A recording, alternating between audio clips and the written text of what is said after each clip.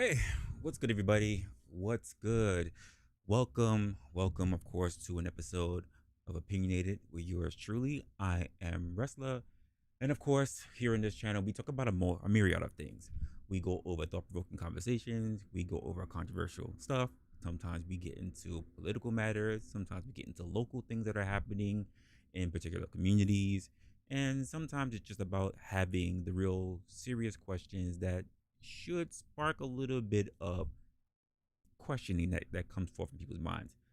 We like to take care of a lot of the things that we hear throughout the media, which happens to be narratives and talking points. But most of all, the common theme that we like to do is to have critical thought because we get indoctrinated over time by listening to the things that we take so much pleasure in and not understanding that with all that time we do end up expounding to having those points.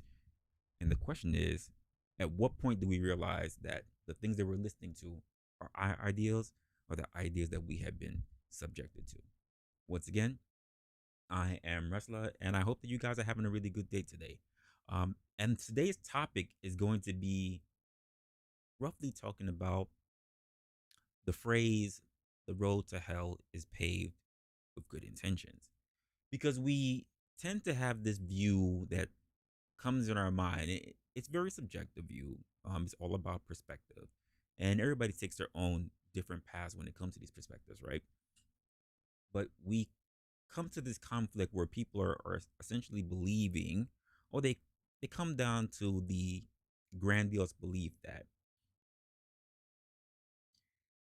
if you have morals, just by definition, just the word morals itself, that it just has positive aspects and there's no negative connotivity that comes with that, which is, in my humble opinion, not true. Just same way how we'll also turn around and just look at the word ethics. While ethics should be looked at as something that's favorable, we do know that there are some negative ethics when it comes to the world itself. I look at morality, or rather morals itself, with the eye of it's a policy, it is even a law, but quite frankly, everybody breaks it. It is something that should be advised. It is a guideline. It is not a mandate. And I know there's plenty of people that will disagree with that, especially for people who are uh, of the religious nature. So when we start asking a little bit of questions, we start deep diving into it. You'd be surprised just how much they become the conflict in the situation. It's not to be combative or even to cause conflict, but the idea is that we have too many situations when it comes to people who, especially in this day and age when we talk about the future of humanity, because we're in 2024 and we become blinded to what has been expounded to us for so long, we don't really take the time to really examine ourselves and how we truly feel about that. And I think that's something that we should talk about. Haven't quite decided if this is going to be a panel discussion. I think we'll figure it out. I've been a little under the weather for today, but as we go through it, I'm hoping I'm going to get a little better, and we'll run through it. Of course, as always, I'm already behind the ball on so much stuff because I want to acknowledge the people that are already here, and I'm already, like I said, I'm already behind the ball. I want to acknowledge the people that's already here in the chat. Sorry, I'm gonna go about pulling this up real quick. And it's like we got OGs in the chat. So I want to, of course, appreciate OG. We had a really good stream earlier tonight. How do you want to say that? Earlier this morning when we did the drop by discussion, I thought it was really good. Um, and be advised, guys, we're going to be doing that every week. So if you look at that, if you look forward to it, if you want to see anything of it, we do that roughly Tuesday night, you could say, going into that Wednesday early morning. So at my time, it would be 1 a.m. Eastern. For those you guys who sitting at Central, of course, it's going to be an hour behind at 12. So we had a really good stream. We had a lot of good conversations, picking up on a lot of stuff that's going on when it comes to what's happening out here in these spaces when it comes to people, when it comes to content, how people look at things and perspectives. And we really had a good time. So be sure to actually check that out. Once again, it is the drop by discussions, or as we like to put the acronym, the DBD. All right. Discussion. And I hope you guys are like I said, I hope you guys are having a good day. Um, it's our Wednesday. I'm a little back and forth. Sometimes I'm good, sometimes I'm not. But I think we'll rock it out. Let me just grab this real quick so I can definitely keep up to what you guys are telling me in the chat. All right, we got OG. Just link this up real quick. Sorry about this, guys. Usually I am on it, but I have been off of late. All right, so now we should be good. Yep, there we go. And yeah, let's get into it. Before we get into the quote meat of the matter, I do want to go over a couple of things. It's kind of, you can still kind of relate it to it, but I do want to kind of just go over this. So the first and foremost thing is that I hope you guys are doing well. I know some of you are busy. Some of you guys are definitely at work right now. But other people who get into work is this guy right here, who has now become disbarred from his actual legal license. For those of you guys who don't know, you should know by now, this is Rudy Giuliani, a former mayor that we've had here in New York, but also someone who was running as a candidate for president, and also someone who is starkly known for defending Donald Trump as a Republican. And let's hear some of the news that just took place with him. A Manhattan appeals court has ruled that former New York City Mayor Rudy Giuliani no longer allowed to practice law in New York State, effective immediately. All right, he was disbarred after the court claimed he repeatedly made false statements about the 2020 election. Fox 5's Linda Schmidt in the newsroom with more. Linda. Yeah, good evening, first of all, to both of you. And this is one of the most dramatic falls from grace. You know, Giuliani was dubbed America's mayor after he guided this city through the heartbreak and the shock and the trauma of 9/11. While he was mayor, he also turned this city around. Times Square, it was rife with crime, pimps, and prostitutes. He transformed it into a family-friendly, safe tourist attraction. There's no denying that whatsoever. I've had plenty of talks already about a lot of stuff. He was definitely the kind of person who changed up New York well within my time coming up into a teens. And by the time I really started exploring Times Square, I was always told just how vastly had changed from when I went down there versus other people. The peep shows, back when we had peep shows, the nightclubs, the strip clubs, all that stuff was essentially washed away by the time I started becoming a young adult and started traveling around New York City. He also weakened the mafia's control here in the city. Well, now he is broke and can no longer practice law in New York. The Manhattan Appeals Court has disbarred Rudy Giuliani from ever practicing law again in New York. It is effective immediately. It's just part of the continuing unraveling of Rudy Giuliani. The court disbarring Giuliani for repeatedly making false statements about the 2020 election and promoting what has been called the big lie, claiming the election was stolen from Donald Trump. Giuliani flagrantly misused his position and baselessly attacked and undermined the integrity of this country's electoral process, the court wrote. David Birdsell is a political... For what I hear so far, I'm pretty sure there's more nuance to it. But for what I'm hearing so far, quite frankly, I don't understand why he was still out there and basically still stating that the election was stolen. I mean, Trump has already had roughly an entire term out. I don't understand why still spewing out that would be beneficial to not only Trump, but also your own career. I'm not really understanding that whatsoever. Hey, CCD just pulled up. Thank you for coming in, sir. Yeah, I find it weird. I find it really, really weird that he would still be doing that now not even at the risk. He now to the point where he has been disbarred. What's the purpose of that? What was the play? What was the long-term benefits? That was an unnecessary risk in my assessment. Analyst. This is a man who has tethered his future to the lie of the stolen 2020 election, and he's seeing the results right now. This adds to Giuliani's tarnished legacy. He is also facing criminal charges in Arizona and Georgia for his role in allegedly trying to overturn the 2020 election. He has pleaded not guilty. Giuliani also filed for bankruptcy last year after being ordered to pay $148 million in damages to two former election workers in Georgia, a mother and daughter, for spreading lies accusing them of election fraud. He addressed his punishment at that time. I am quite confident when this case gets before a fair tribunal, it'll be reversed so quickly, it'll make your head spin.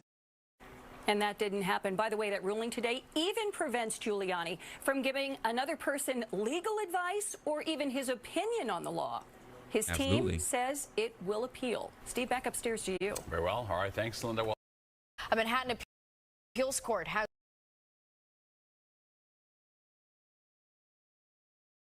I think that's interesting. I don't understand. I'm still trying to understand, why would you take that risk? It just seems unnecessary. Why would he do it? I really don't get that. Well, it's stating that he still ran up and still talked about he was trying to that the election was fraud, and they were still trying to prove results that, in order to, I guess you can try to say, discredit the other side. There's no overturning the election. The man, Biden has already had, over three and a half years now. There's no overturning that. They're not gonna throw Trump in office. Let's just be honest. Let's just say somehow that they found it to be true, right? Yeah, Biden can be in some trouble. Perhaps there's an impeachment or calling for him to step down despite everything else that's going on right now. But would it prove much of a difference? It is my thing. Okay, cool. Would it stop him from being able to run again? Let's be honest. What was the point? I don't see that with all this time, maybe in the first year of Biden, sure. I don't see what would be the benefit. I don't see the win in 3.5 years later, since the actual election time that went by, since 2020, that you would still be fighting that battle. You would still be beating that dead horse. I don't get that. That's my mind and where that's at, because I'm not understanding that. That was an unnecessary risk that he took. Did he feel like he need to have overwhelming support or overwhelming loyalty to Trump? Because even if we want to put that into the quote good intentions that he kept running at, it obviously came with negative consequences. It was not worth it, and I would say, than most people's estimation. I just don't get that. It just, of someone who's supposed to be very smart, like, it was a more than foolhardy decision. I don't know if somebody else can see the different playing that. Maybe somebody knows more about the situation than I do. Then be sure to let me know. I'm willing to be educated on it, or to hear at least a different perspective when it comes to that. Right. And that's exactly what I mean. That's exactly what I mean. Yvette, hey, what's going on? He said, still at work? You're not at work. I don't see you in this kitchen. It's awfully quiet in here. You're not at work. Just saying. So part of the thing that we're talking about today is we're talking about good intentions and what exactly does that mean on a private perspective, but also on a perspective of what those intentions are when it comes to other people and what the ramifications of those actual perspectives. But to get a clear idea of how people should look at it, or rather how people hear it, because we have different terms for it. We have, as I labeled the show, which is a phrase, the road to hell is paved with good intentions. You also have, there's no good deed goes unpunished, is another one that we tend to hear of a lot. Oh, okay. You didn't hear what I said? Okay, that's cool. Hopefully you didn't hear it, because there's a lot of noise, a lot of clattering around. Cool. let's get a good idea as to what exactly the people mean. So this is going to be from actually Prager himself from PragerU. Have you heard the expression, the road to hell is paved with good intentions? Well, it's true, and it helps explain why there's so much evil in the world. Take the 20th century, the bloodiest century on record, in which about 100 million people, all non-combatants, were murdered by despotic regimes, nearly all of them communist. Many of the people who supported communism, both outside and inside communist countries, thought they were doing good. They were sure they had good intentions. Many of them were nice people, doting parents, considerate neighbors, courteous to strangers. The Soviet And we can pretty much label that for any individual. You know, I'm now thinking about the entire thing where they say during the time of Hitler, right? When the Germans and the Jews, and there were people who would rat out Jews, or people who would say anything to try to get fealty or favoritism, um, in reference to the German army at the time who was seeking and persecuting Jews. Now, the people that's going out to say anything for favoritism, we can't look at those people as being good people.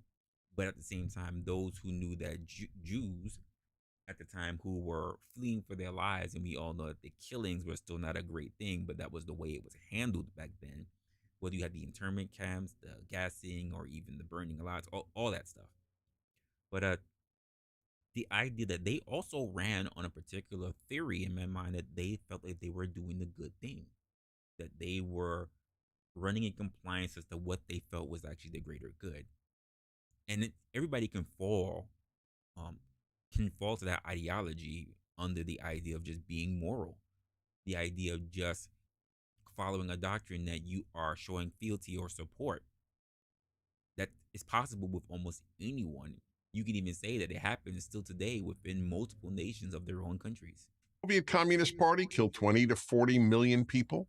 The Cambodian Communist government massacred about a quarter of the Cambodian population. The Chinese Communist regime killed more than 60 million of its own people. The roads to all these hells were paved by many people who had, or believed they had, good intentions. Were it not for well-intentioned people who believed in communism, the truly evil people who implemented these genocides might never have come to power. To cite but one example, it was American and British men and women, many with good intentions, who delivered to the Soviet mass murderer Joseph Stalin the secrets to making an atom bomb. They, too, were probably nice people. Of course, there's no large-scale genocide.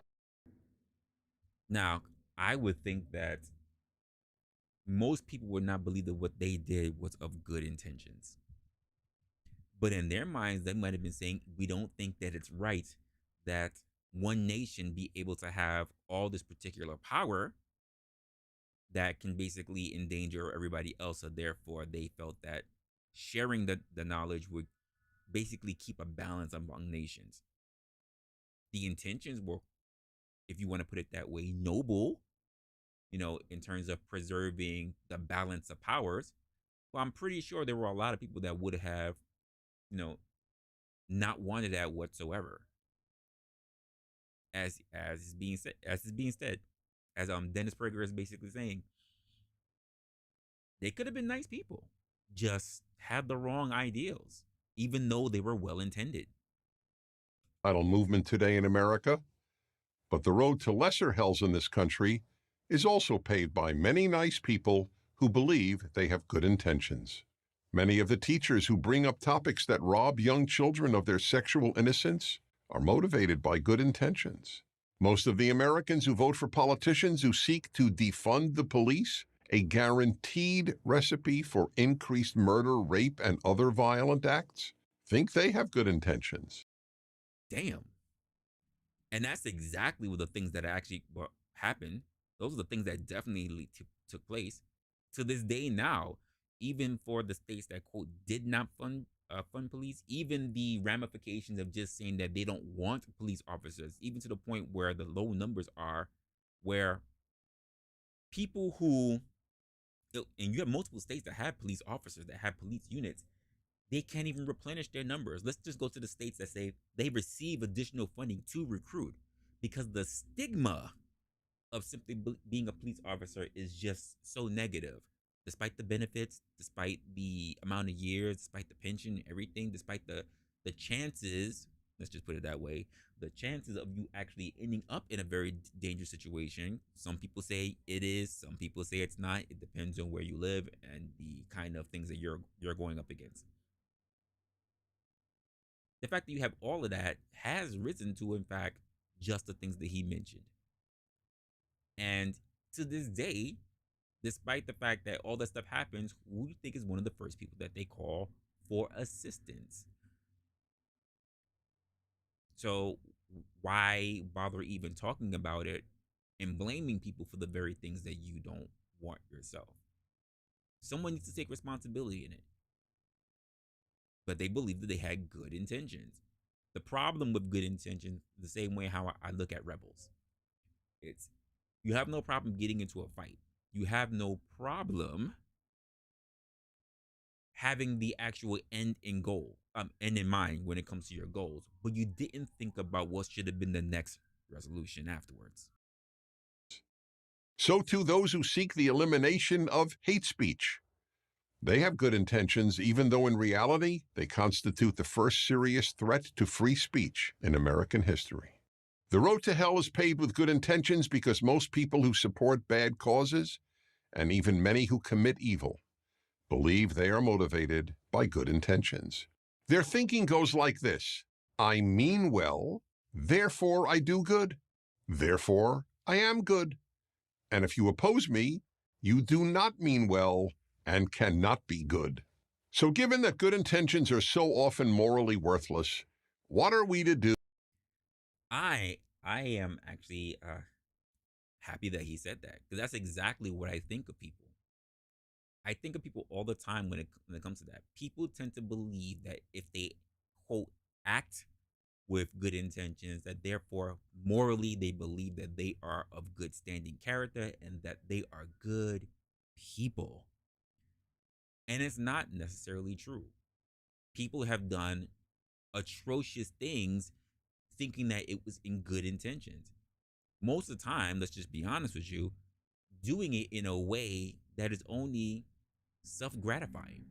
It's not really for the other people. It's, I want to give someone, I want to give a homeless person $100 because I seen him in the street, and then knowing that this person as well is also dealing with a drug issue. Is that really the way to help them?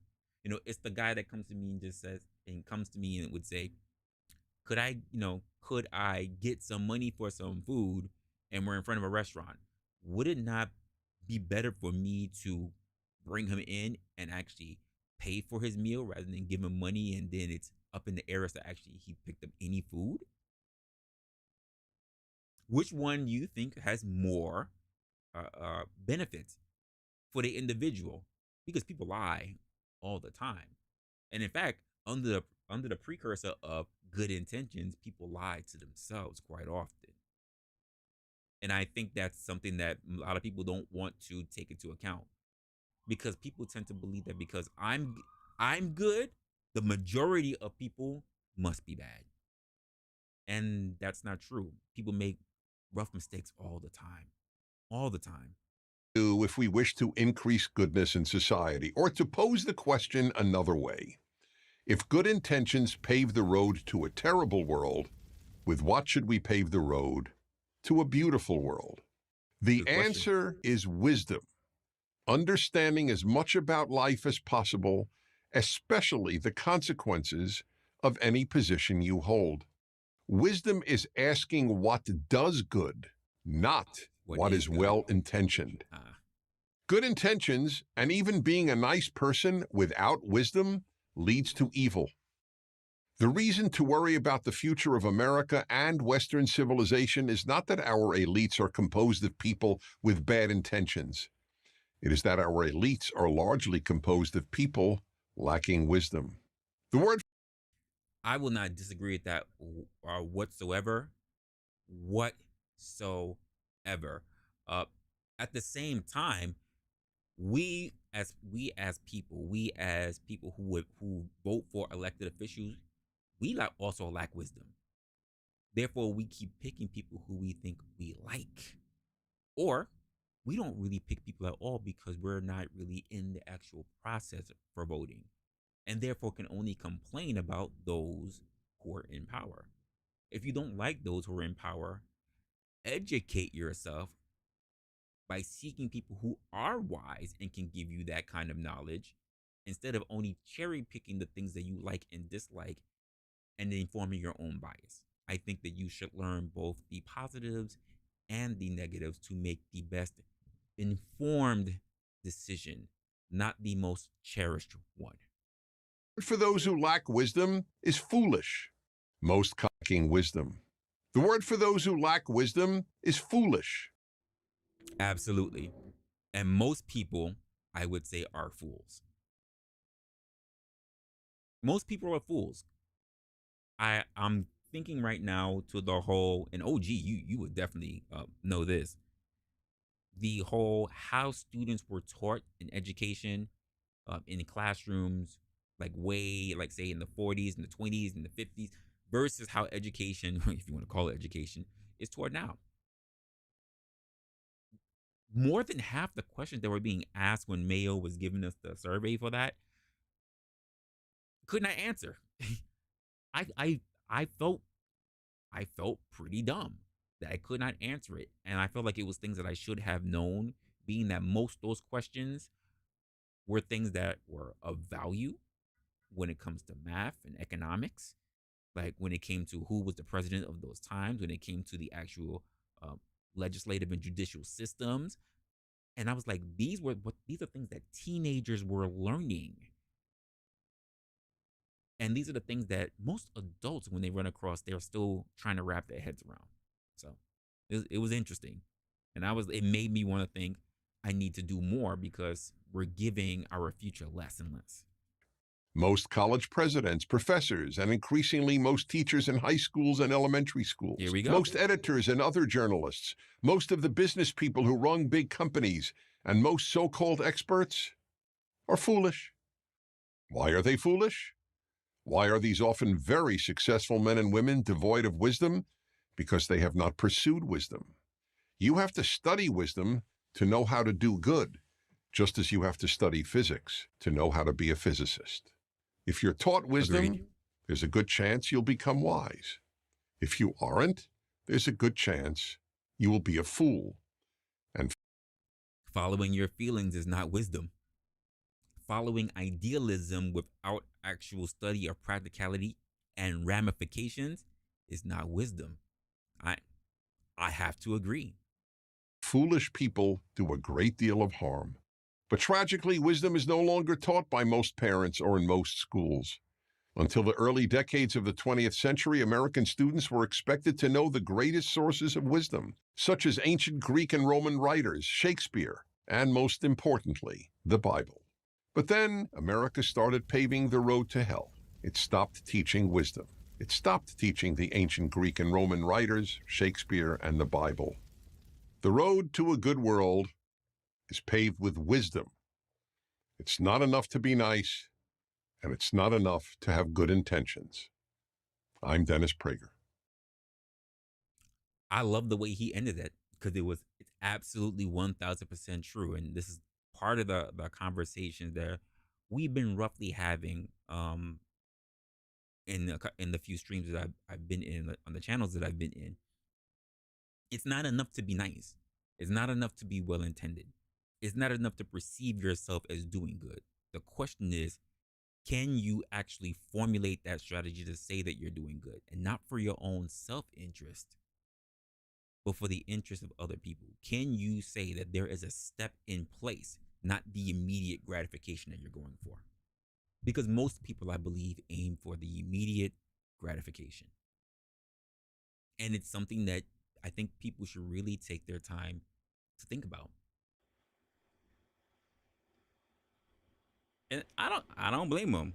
But the idea that, and there's some people, we just have to really say it out there, whether it's out of fear or people that have savior complex, People do it all the time, and they don't understand if they're really actually helping the person that's actually there, because that's very important.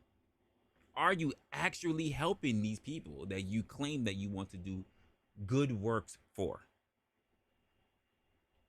Or are you simply doing it for yourself so that you can turn around and say that you did something good for someone else, not knowing what the actual ramifications of that is going to be? He helped get this man for who knows how long of a drive that this man would essentially have to get a bus or walk or whatever. He got basically a chauffeur. He was able to pick up stuff from a dealer, and he was able to also smoke up, all on someone else's, quote, generosity.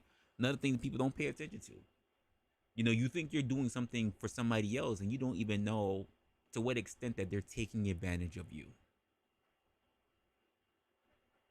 Because the idea that when you have faith, you're just saying it's all going to work out. But at the same time, something goes wrong, you say, it's not my fault. You're also complicit in what happens to them later on. Because quite frankly, while they made their own decision, you make the decision to aid them. A lot of people will actually go up against that logic, but there's no denying the fact. I mean, if you hear this guy's story about how he basically went through it with the guy, there's no denying the fact that he assisted him all the way.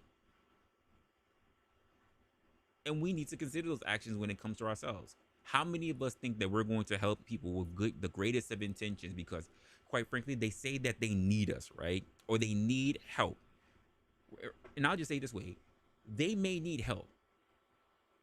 Even if, quote, they're asking for us specifically, we need to be cognizant and say, am I really in the best or the most reasonable position to help these people, to help this particular person? Because sometimes it's our friends, and sometimes it's our family member, and sometimes help simply means advice. No, maybe I just need a couple of dollars. And sometimes you have to look at it and say, I don't think I should really be in the position to really give you, say, money when I know, say, you have a drug problem. Is there any other way that I could help you? You know, I think about people who take in people who are drug addicts and they take them into their home, and these are the people that end up stealing from them. Whether it be friends or families or just someone random off the street. Your best of intentions can wind up, let's just say at the very end, getting you killed, if not putting you in a worse situation. And I think a lot of people run from this, they run into this moralistic standpoint when it comes to their head and think that they are helping other people and not understanding that they are putting them in a worse situation than they already found them in. With the idea that they're going to come in and place them into a better situation than how they found them. You should be asking the individual, what are the results that they're looking for, rather than you sit there and you conjuring what are the results that you're looking for. Because if you're doing good works, it's not about you. It's not about you. It's about them. And I don't think a lot of people are really taking that into account, first and foremost. You said you left a friend because they can only call on you. Yeah. There are people that you call and they say, hey, don't worry. When you need something, I'm there. And they never show up. But they have no problem calling you when they need something. There are lots of people who are like that. Lots of them.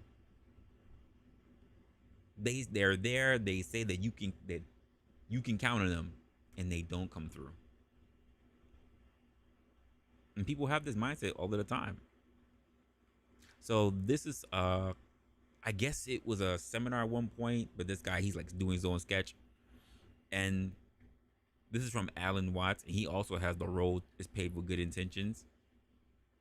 And I was actually listening to this earlier, so I thought it was actually pretty good.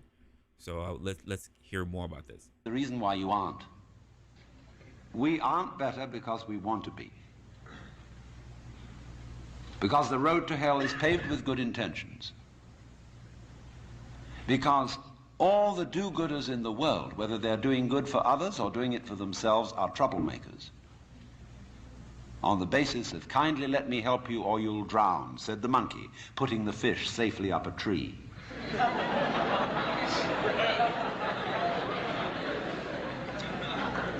We white Anglo-Saxon Protestants, British, German, American,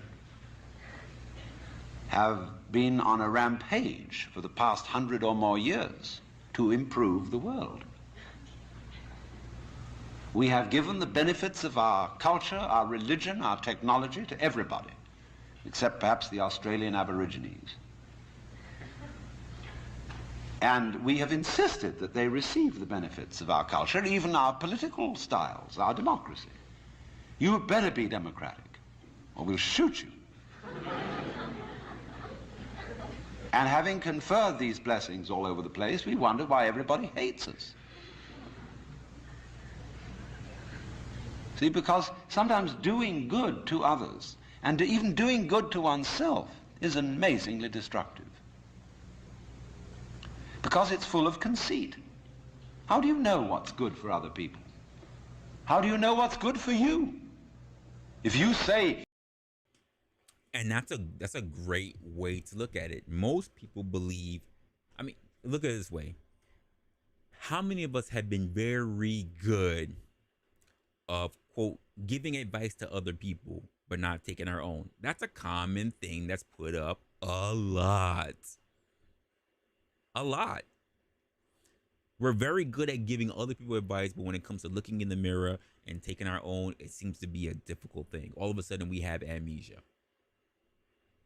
Sometimes I think I have to write down my own points when I speak to people. This is also one of the things that I love about the whole video making, the whole live streaming. Because if I say something, I go back and I hear it and I go, oh shit. And I go right into one of my journals and I write it right down.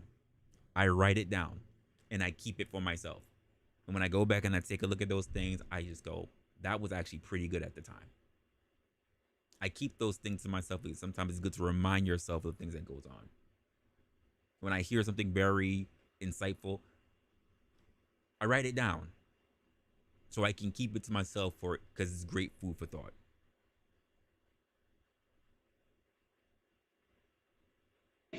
You want to improve, then you ought to know what's good for you. But obviously you don't, because if you did, you would be improved. So we don't know. It's like the problem of geneticists, which they face today. I went to a meeting of geneticists not so long ago where they gathered in a group of philosophers and theologians and said, now look here, we need help. We now are on the verge of figuring out how to breed any kind of human character we would want to have. We can give you saints, philosophers, scientists, great politicians, anything you want. Just tell us, what kind of human beings ought we to breed? So I said, how will those of us who are genetically unregenerate make up our minds what genetically generate people might be? Because I'm afraid very much that our selection of virtues may not work. It may be like, for example, this new kind of high-yield grain which is made and which is becoming ecologically destructive. When we interfere with the processes of nature and breed efficient plants and efficient animals, there's always some way in which we have to pay for it. And I can well see that eugenically produced human beings might be dreadful. We could have... I think about this in terms of how we were just looking at the whole thing when it came to GMOs. You know, being able to yield particular crops, you know, but at the same time, people were talking about all of the negative side effects that come with it, or the amount of non-organic fruit, because there are ranchers or farmers, whatever, that quite frankly are not able to grow particular products because of the patenting on said crops, said seeds. That if you know how seeds pollinate, can easily blow on someone else's field, and therefore that area gets taken up. we already have a point where we're able to somewhat put up a bit of food production. But then we have to think about, in order to preserve natural fruit or preserve natural foods, then you consider the pesticides that go into them. We don't know if a lot of things that we're consuming is even at a point that we have to say it is real or not. I see things about waxy or rubbery fruit and other foods, or the imitational taste of things that are not there. You know, the ideal that we have food that is of one thing, but then tastes like another thing, because they have gone so far as to capture the essence and the enzymes or whatever in order to make it not only smell but appear like something that it is not. Who are we to actually say that we should be messing with a lot of the natural things that have already sustained a lot of the planet for, if you want to put it that way, a millennia? You know, who are we to state who are the people who are deserving and not deserving? How do we start cascading of all these virtues upon other people, and then realizing that the very people that now start, you know, like this drawing over here, that start taking up the flags for it are not those same rebels that will turn around and burn down everybody else in the future? A plague of virtuous people. Do you realize that? Any animal considered in itself is virtuous. It does its thing, but in crowds they're awful. Like a crowd of ants or locusts on the rampage. They're all perfectly good animals, but there's just too much.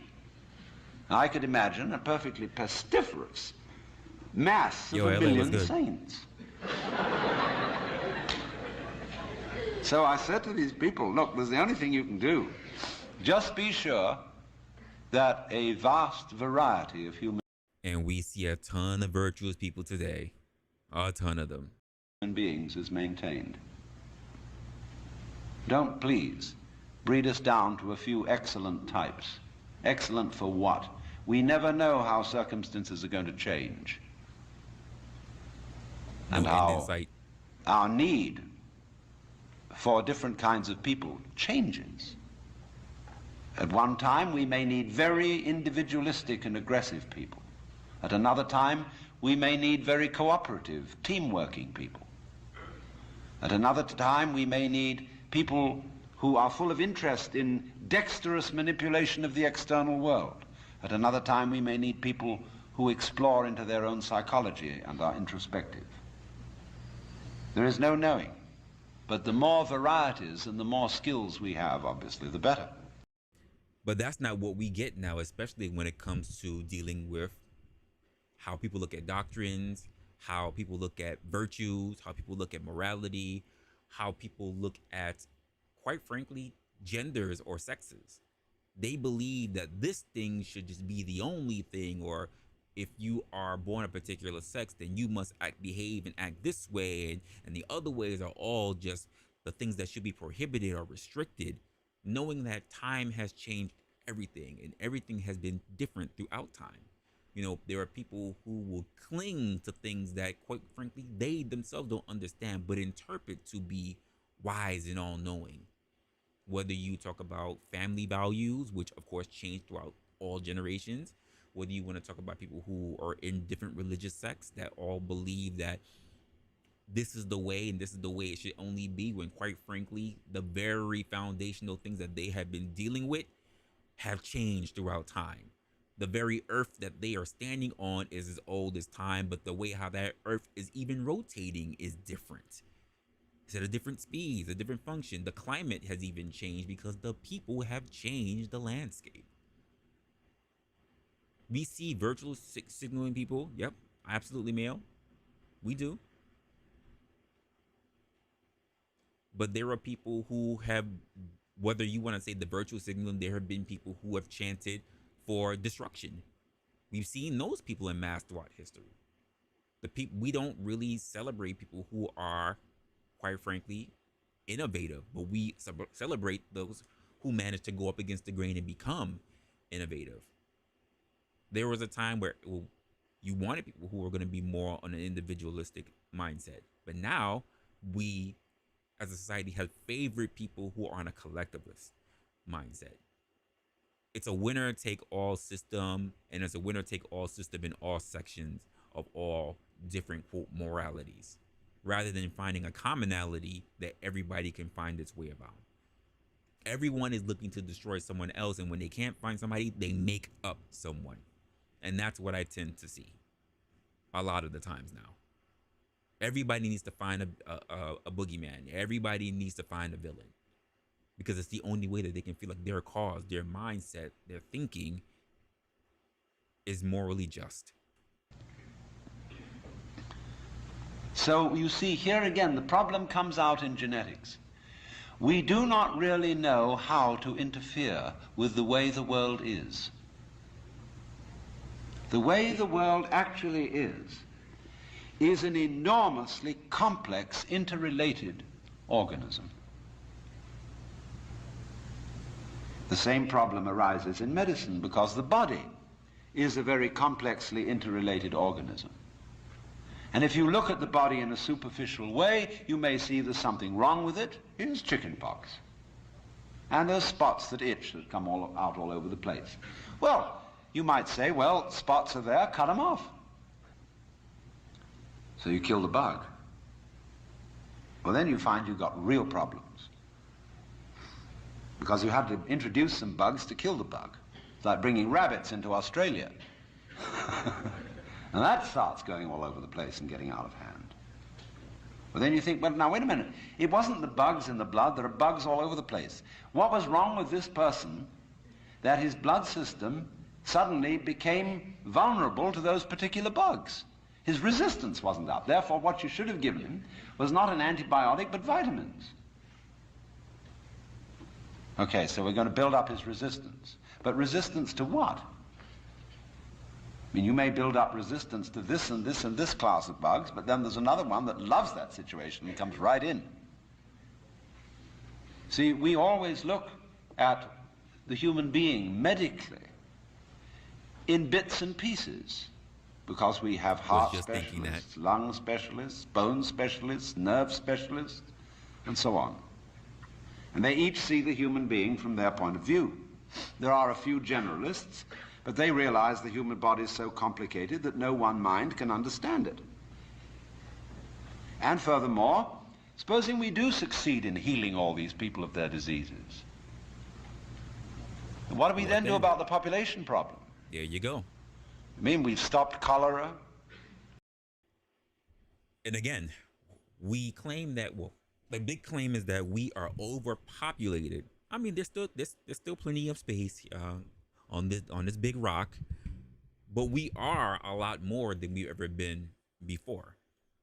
And we've only been able to get this far because of science and technology that has helped extend our life force, extend our time here. But what happens when there's too many of us? What happens when you're able to, quote, cure everything? What do you do about those who are already there? If you manage to cure everything, would they not just make something in order to limit those numbers? Of course they would, because that means you cannot cure everything, because curing everything would actually be a disastrous thing. Which is why I also go back to the whole quantity of years versus the quality of life. All things must end. It's the way it's always been. At some point, everybody needs to have rest. And it's just, what do we do about that? And let's just, when I'm thinking about this particular segment right here, when he says, you know, we've cured everything, I gotta remember the movie again, because I always forget the name of it. But it's the one that has Justin Timberlake, where everybody's basically living off time, and they're working for quotas for time. You can stay young, you can stay, you know, but you can't run out of time. When you run out of time, that's it. That's your clock. And everybody's essentially becomes a slave to time. Even though right now we're all, quote, a slave to time. The black bubonic plague, we're getting the better of tuberculosis, we may fix cancer and heart disease. Then what will people die of? Well, they'll just go on living. There'll be enormous quantities of us. Then we have to fix this birth thing. Pills for everybody. Then we find, what are the effects, the side effects of those pills? What are the psychological effects upon men and women of not breeding? So is it called In Time? Yeah, I always forget the name of the movie. So this is a great point. Now, you're absolutely right, CCD. They have proven that if they wanted to, they can literally provide medicine to everybody. But I want you to look at the other side of that. If they wanted to, they've also proven that they can kill a lot of people. A lot. All under the guise of treatment. I mean, if you get the people with the quote most moralist of intentions, we've already seen that people are willing to go drink the Kool-Aid, right? So what happens if you got someone who would be so highly elevated that everybody decides to take this quote life-saving drug, and really the drug is just promoting people to go to the afterlife? Something to think about. It's not far from possible. Children in the usual way. Welcome back, baby. We don't know. And what seems a good thing today, or yesterday, like DDT, turns out tomorrow to have been a disaster. What seemed in the moral and spiritual sphere, too, like great virtues in times past, are easily seen today as hideous evils. Let's take, for example, the Inquisition. In its own day, among Catholics, the Holy Inquisition was regarded as we today regard the practice of psychiatry. You see, you feel that in curing a person of cancer, almost anything is justified. The most complex operations, the most weird surgery, people suspended for days and days on the end of tubes. And think about what's being said. In order to save cancer, in order to save as many lives in the future as possible, anything is justified. Which means you even come to a point where we're just going to say it, or rather I'll just say it for you. In order to, quote, save the species because we are overpopulated, we can justify mass murder. Because all you have to do is have a moralistic standpoint of the greater good.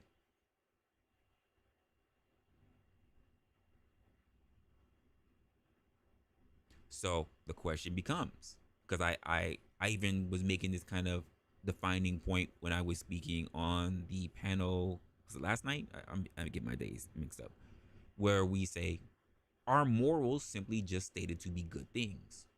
Because people need to remember that there are positive ethics, but there are also negative ethics. The things that prohibit are negative, not positive. The things that restrict are negative, not positive. You have negative morals that can restrict other people. Just like there's negative ethics that restrict other people. There are policies, like money. People have money that can do profound things to help people, or the most egregious of things to condemn them. What you wish to do is the defining factor. And that's just the way how I look at it. That's why I say that if you want to look at it morally, everything is subjective. Everybody lives in the gray. We would love to believe that everybody can do, everybody is innately good. But then when you turn around and you look at people, that's not the case. Depending on how your outcome is to arrive at a particular point will, at the very end, determine how you will move in the world. If you come from an area that's pretty negative, you may view other people in a negative light. And sometimes it also means that if you grew up in a very positive situation, you can still come to a point where you view everybody in a negative light. There's no right or wrong road. It's about the journey as to how you came to that conclusion. And when that's not something that we can influence. Because if we did, we would all be robots stuck in the matrix, right? There will be a defined path. There would be no detail. There would be no detours. It would just be the way. And the way comes with heavy enforcement. And the planet has never had heavy enforcement. Because free choice has always been the thing that's out there. With X-ray penetration, burning, or people undergoing shock treatment, people locked in the colorless, monotonous corridors of mental institutions. In all good faith, they knew that witchcraft and heresy were terrible things, awful plagues, imperiling people's souls forever and ever. So any means were justified to cure people of heresy. We don't change. We're doing the same thing today, but under different names. We can look back at those people and see how evil that was, but we can't see it in ourselves. Now look at that picture. Because the same people who probably propped it up Saddam's statue were also the same people who later on in history pulled it down, right? Despite the fact that Miss Liberty was given to us, our people propped it up. And in the way how a lot of people are looking at the nation, and who knows if we definitely keep going in a direction where we spiral down, it might become our people that might try to tear her down.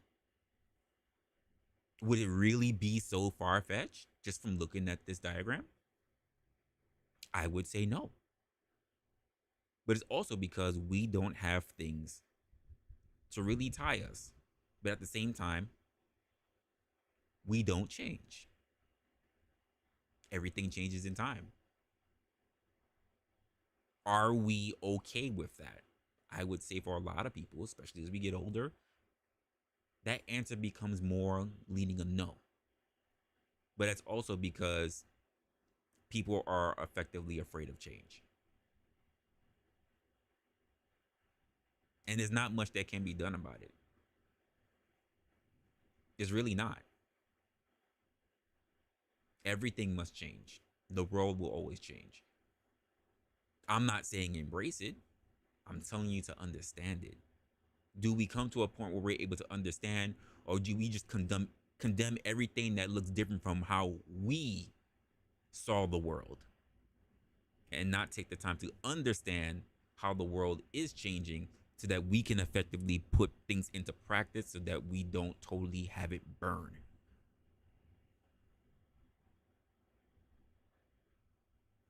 And that's the point where I'm always in my head. I'm trying not to get stuck, try to get rigid in life, because I need to be able to see how the world is moving today so I can try to make sure that we have enough sound people in the world who can help influence the change that's going to be in the positive. Because if we turn around and we just say we just want to be stuck in the past, and the future is still not written, but the present is changing with no help from people who just keep looking at revisionist history, it doesn't help. You can look at history and try to influence the future by helping to manipulate the present. And I don't think a lot of people are doing that. And let's just start with our very, very, very, very, very fucking old officials that sit in office, or very, very, very, very stupid ones that sit in office. Actually, Mayo, that you're here, I mentioned it earlier, that, I felt a way about the fact that you gave me that test that I forgot what year it was, but just how those high schoolers were answering questions way back in the day, because it sheds a huge light on just education, on what was known, what should be known. We should be far in advance, not far behind. And as a people, we're not taught wisdom. We're given opinions. We're taught opinions. We're taught that your feelings are over the facts, because the facts should derive from wisdom, from those who have actually seeing things the way it were and made effective changes for the better, for understanding life,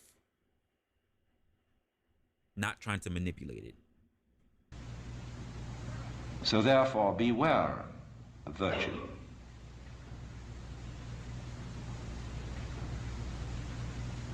Lao Tzu, the Chinese philosopher, said, the highest virtue is not virtue, and therefore really is virtue. But inferior virtue cannot let go of being virtuous, and therefore is not virtue. There go your rebels. Translated in more of a periphrastic way, the highest virtue is not conscious of itself as virtue, and therefore really is virtue. Lower virtue is so self-conscious that it's not virtue. In other words, when you breathe, you don't congratulate yourself on being virtuous. Mm-hmm. But breathing is a great virtue. It's living. When you come out with beautiful eyes, blue or brown or green as the case may be, you don't congratulate yourself for having grown one of the most fabulous jewels on earth. So it's just eyes. And you don't account it a virtue. To see, to entertain the miracles of color and form, you say, oh, that's just expectation. But that's real virtue. Virtue in the sense, the old sense of the word, a strength, as when we talk about the healing virtue of a plant. That's real virtue. But the other virtues are stuck on. They're ersatz, they're imitation virtues. You get the eye of Sauron. And they usually create trouble. Because more diabolical things are done in the name of righteousness. And be assured that everybody of whatever nationality or political frame of mind or religion always goes to war with a sense of complete rightness. The other side is the devil. Our opponents, whether in China or Russia or Vietnam, have the same feeling of righteousness about what they're doing as we have on our side. That's correct. And a plague on both houses. Because, as Confucius said, the goody-goodies are the thieves of virtue, which is the form of our own proverb. The road to hell is paved with good intentions. Anyone want to look at BLM? So virtuous, huge of thieves. These are the things that we really should consider in the world. And a lot of people are willing to overlook because we're more interested in becoming distracted than paying attention to the obvious signs that are there. So many people claim to be virtuous. And despite the fact that we even see that they are not, they're still celebrated. Whether you look at BLM, whether you look at people who are in the LGBTQ movement, whether you look at people who are pastors and preachers who handle very acts of infidelity, people who will preach upon the masses and do things that are, quote, already just wrong within just your first 10 commandments, yet are celebrated, worshipped, you could even say. All for the sake of commonality, all for the sake of being in a group. There are plenty of people out here in this world, and we already know this, that they just need to be told what to do because they are afraid to speak for themselves. They are afraid to think for themselves. If they have a particular thought, if everybody said in a group 2 + 2 was 8, and you know that it is not, if enough people in the group start saying it's 8, you're looking around as crazy and you will still say it's 8 rather than saying that it's 4.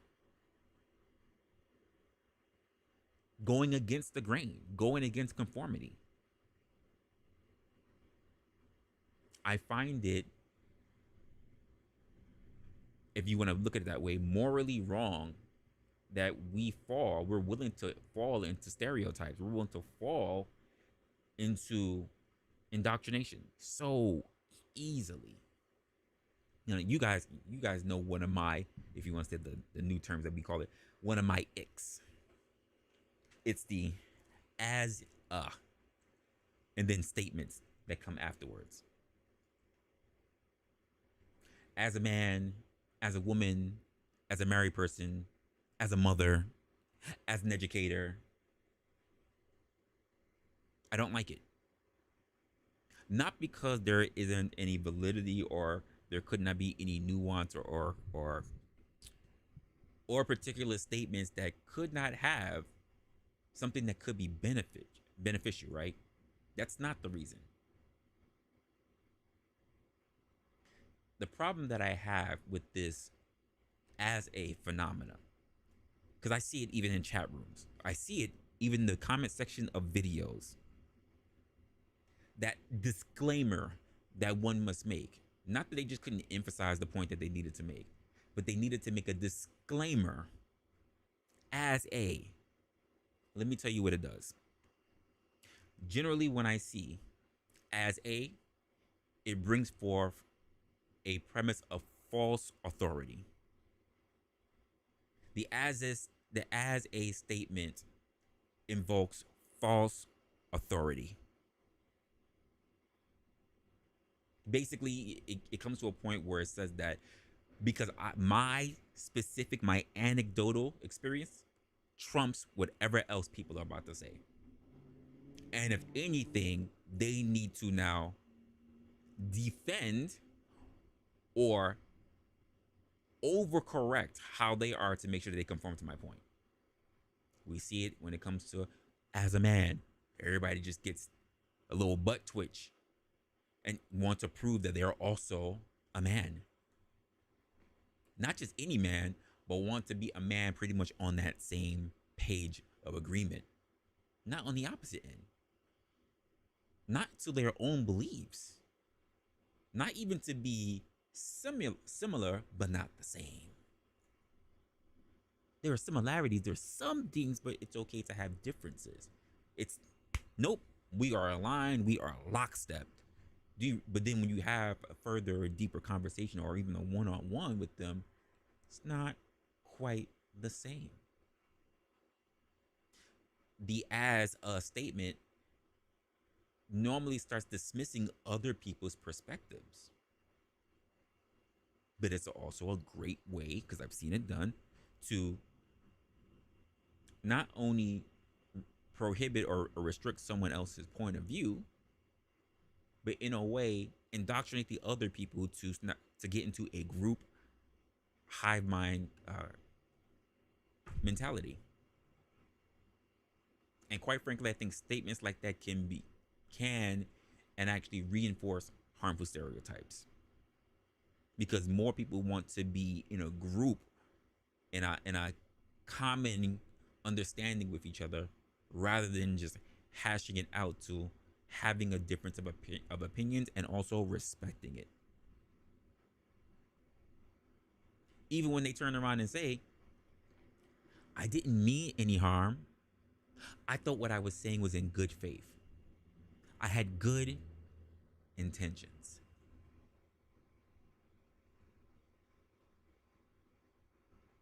They don't think of alternative solutions because they're thinking about their immediate points and their immediate satisfaction, and not how it's going to be beneficial to the group, beneficial to other people who are listening to them.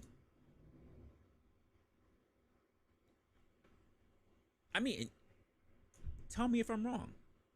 Feel free to tell me if I'm wrong. I'm definitely willing to do it. And I turn around and say that it's okay to be selfish because the majority of us are.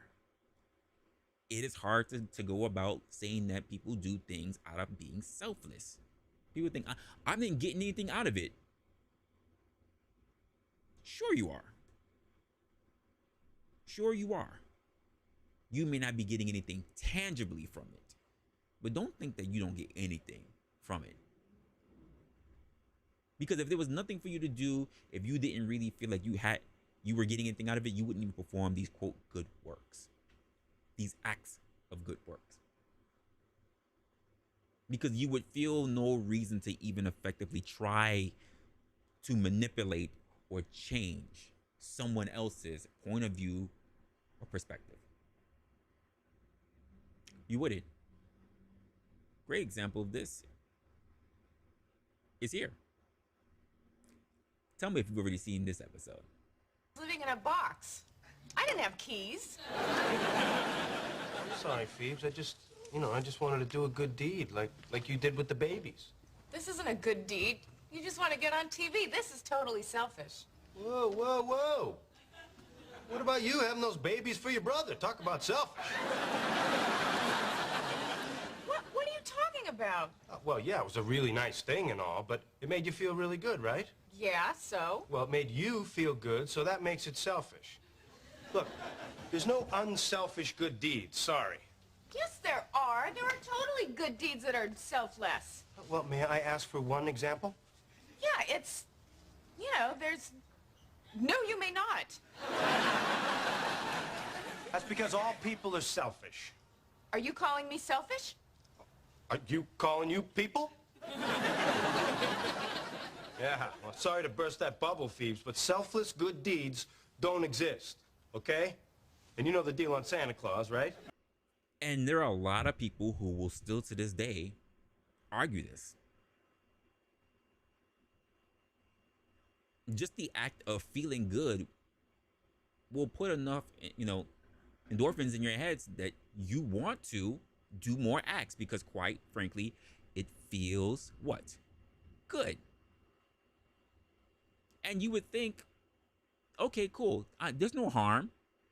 But how far do we go in saying that we want to, quote, feel good by performing acts, right? And therefore, we don't know what the actual implications is going to happen to these people. Hey, Joey. I just wanted to let you know that I found a selfless good deed. I went down to the park and I let a bee sting me.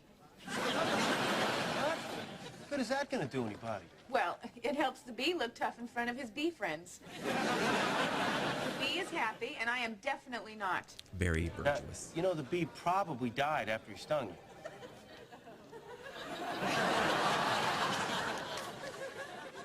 Damn it! PBS Telethon. Hi, Joey. Hey, Phoebes. I would like to make a pledge. I would like to donate $200. $200? You sure, Phoebes? I mean, after what Sesame Street did to you? Oh, I'm still mad at them. But I also know that they bring happiness to lots of kids whose moms didn't kill themselves. So by supporting them, I'm doing a good thing, but I'm not happy about it.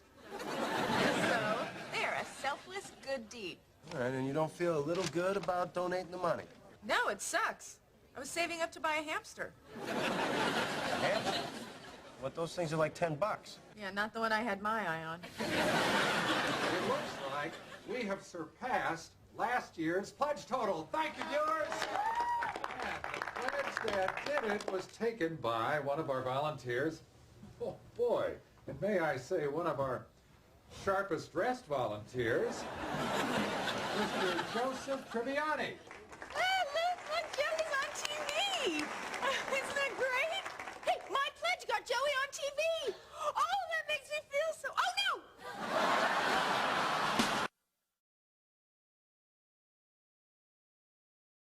Even the act of feeling good can do that. I mean, people even like to bring forth things like Mother Teresa, right? Even the church had tried to hide, quote, the letters that she had out there because even her letters were a little bit disheartening at the end. A lot of people don't like to talk about that. There's no good deeds that go undone. It's okay. I'm giving people permission. It's okay to act in a selfish manner. The same way how I turn around, and this is my thing that I always bring to people when they find it so weird. Especially when you are trying to assemble your circle. It is okay to take advantage of someone. Here's the context. It is okay to take advantage of someone's skills because they have a better skill set at a particular thing that you don't have. It is okay to take advantage of someone. It is not okay to take those people for granted. Even if you can't do the best of job, you should contribute something. Yes, they are masters at it, but say if it takes from A to D to get there, if you are able to perform A and B, by the time they get into it, they can do C and D. You're an asset.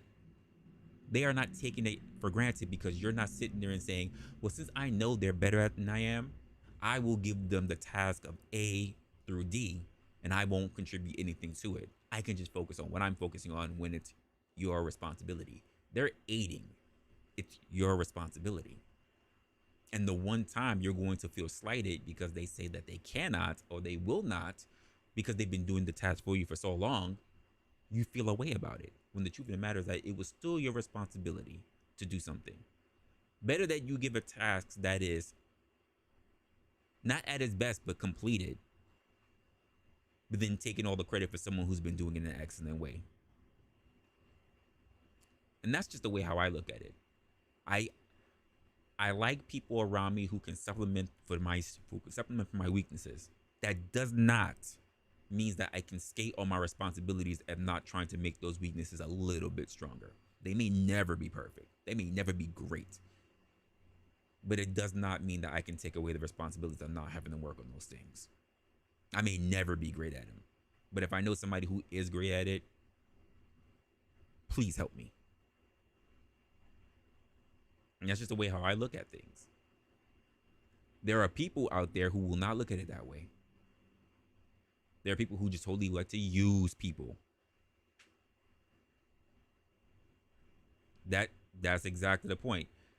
No good deed goes unpunished. You could say no good deed goes undone. And then, of course, the one that has already been stated, the road to hell is paved with good intentions.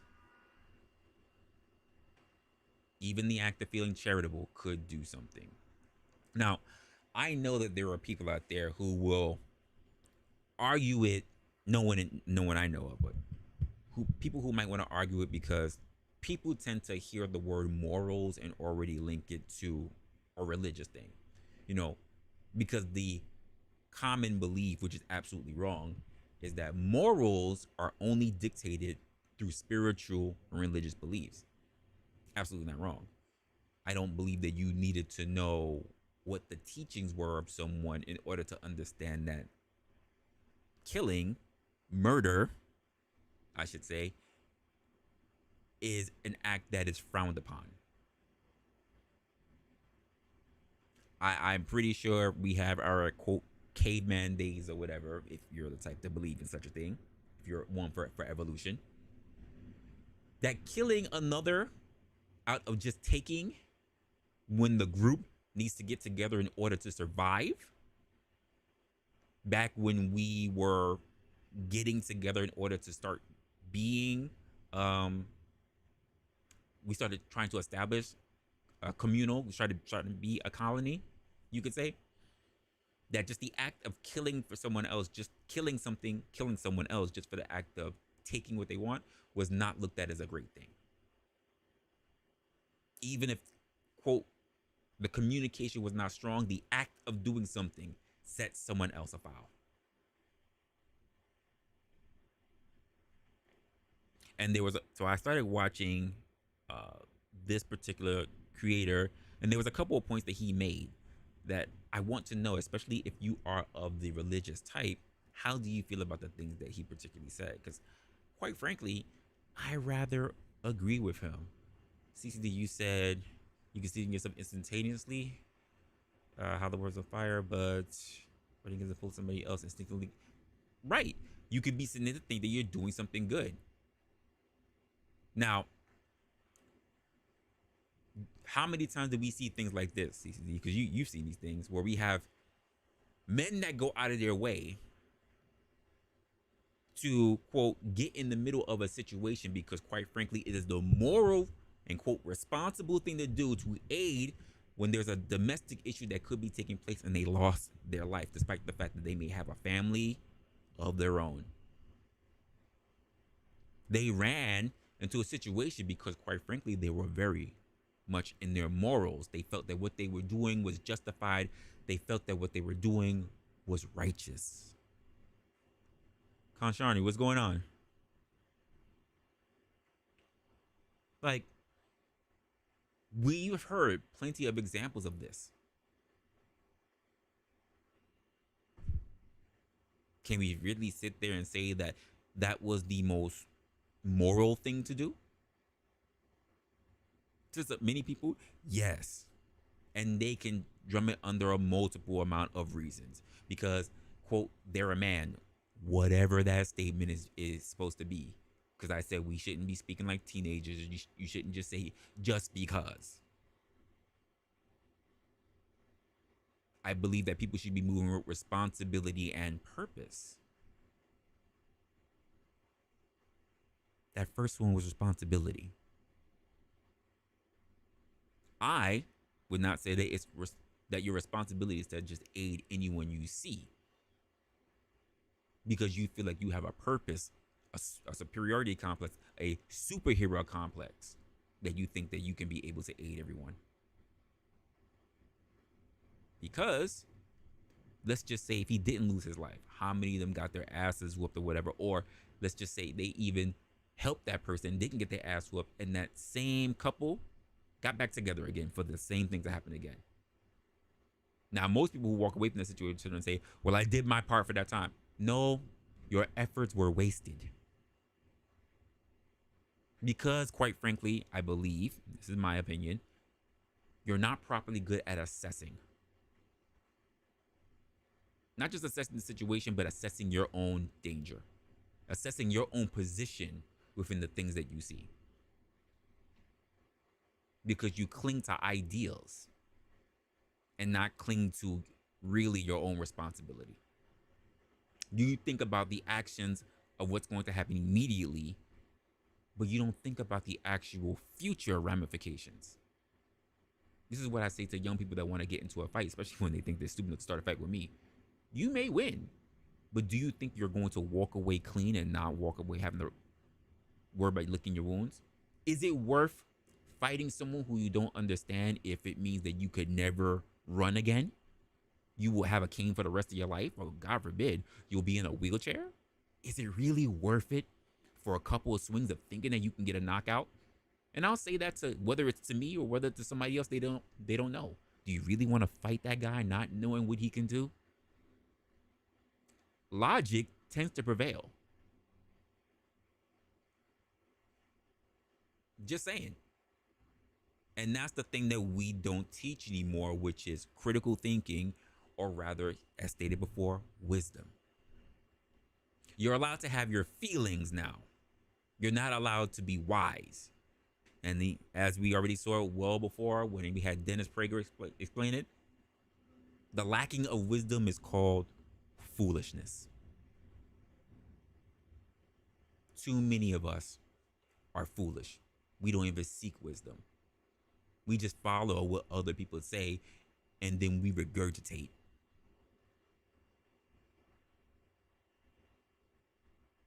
It's sad, but it is true, and we see it all the time. All the time. There are people who will absolutely disagree with you, even if you can make a salient point on that. Even if your point is wholeheartedly accurate, there are people who will disagree with it. Because why?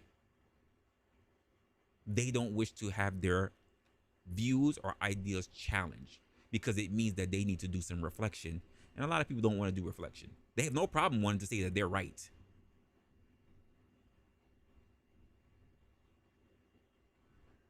And this is my thing when I say it's not a gotcha game. It's how effective will you be? I totally agree in that statement and saying that morality does not mean that you're a great person, because great people, rather good people, have done atrocious things in the name of, quote, being good. I'm just saying.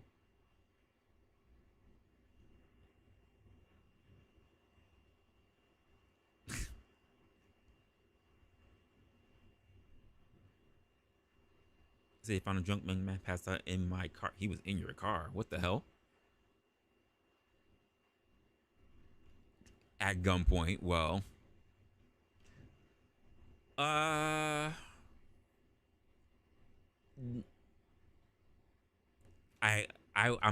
hearing the part about the gun part, the gun point, which is I don't know how to look at that point, because to me it's like, yeah, I would say you can do it at gunpoint. I mean, he's definitely on your property. He's in your vehicle. You have no idea what his intentions are. So absolutely, of course, again, you don't even know if he had a weapon on himself. So I don't have a problem with that. The warning before calling the cops. You know, I would ask did he even know he was at your place? Because you did state that he was drunk. Did he know he was at your place? You know, how exactly did he get into your garage? It's like different questions in my head about that. You know, but you know, he could have even been, quote, pretending to be drunk because he was caught. You know, maybe he couldn't get away from the situation in time. He could have been pretending, and which is why I'm also thinking, was it the right decision to make? Because who knows? Maybe he could have come back, or maybe you made the right decision and he got lucky. But at least you're questioning whether it was the right mistake. I mean, the right thing to do, and whether it was a mistake or not. There are people who will totally just, whether they have the gun or not at the kid, and just give up the warning. And because they gave the warning, they will say, I did a good thing. They actually justify it in the moment, saying, I was young too. But then you would say, you were young too, but how many times did you run up into someone else's personal property? There's nothing wrong with acting with a sense of caution.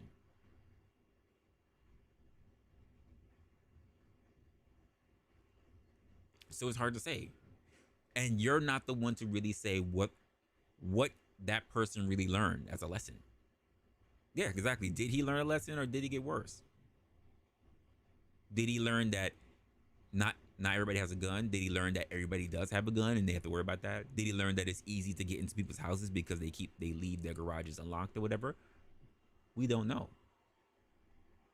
But there are people who will definitely walk into a situation like that and just saying that I gave them a warning. I did a good thing. I believe that I have effectively changed their future. Because some people just want to be the change for people. Some people just want to hear that because of their actions, someone else will now alter the course of their destiny and do great things because of their meeting. It's not always true.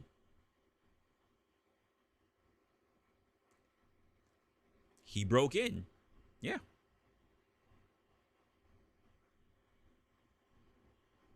There are some people who, damn, you already beat me to it. Yeah, some people who would say you should have shot him. But then again, there are people out there who say, was that the moral thing to do? Obviously, he was drunk, but then you also said he broke in. When I say that the world is in gray because people are gray, who's to say what would have been the moral thing to do?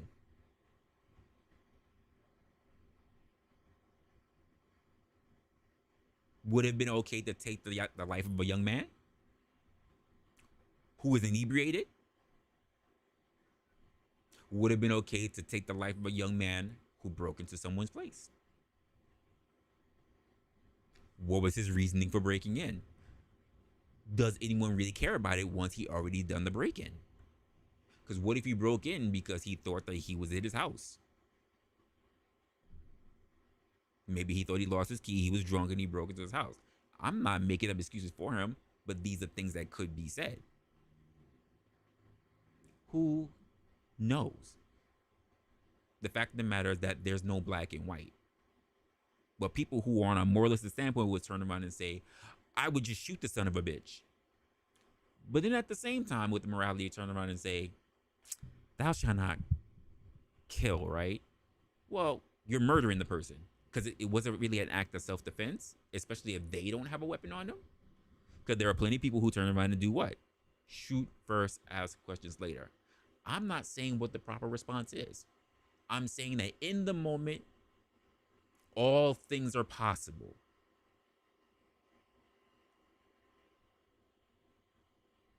And depending on how you come up, depending on how you were raised, depending on how you see the world and your own personal experiences, will dictate the actions.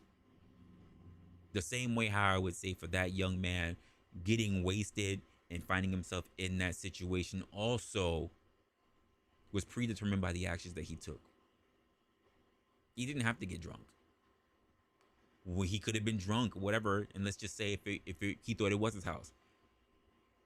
What made him think it was okay to break into his own house? Breaking into your house, knowing that when you get into your house is not secured. Let's say he broke, let's say he broke in the front door or whatever of his own place. Your place is no longer secured and you're inebriated. It's hard to say what would be the real actions to take from there. But for those people who really run on that, the sentiment of how they would like to move or how they see the world or whatever, I got something for you. And you gotta tell me what you think about it. And I'm not gonna do this whole thing, just the particular points I was looking at. At the same time, no matter how much the world may change, we know we have an unchanging God. Hebrews 13 says, Jesus Christ is the same yesterday and today and forever. So if our world is changing, but God is not changing, what does that mean for us?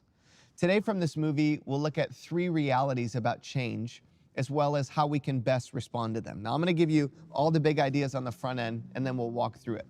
First of all, there are some things that will change, whether I want them to or not.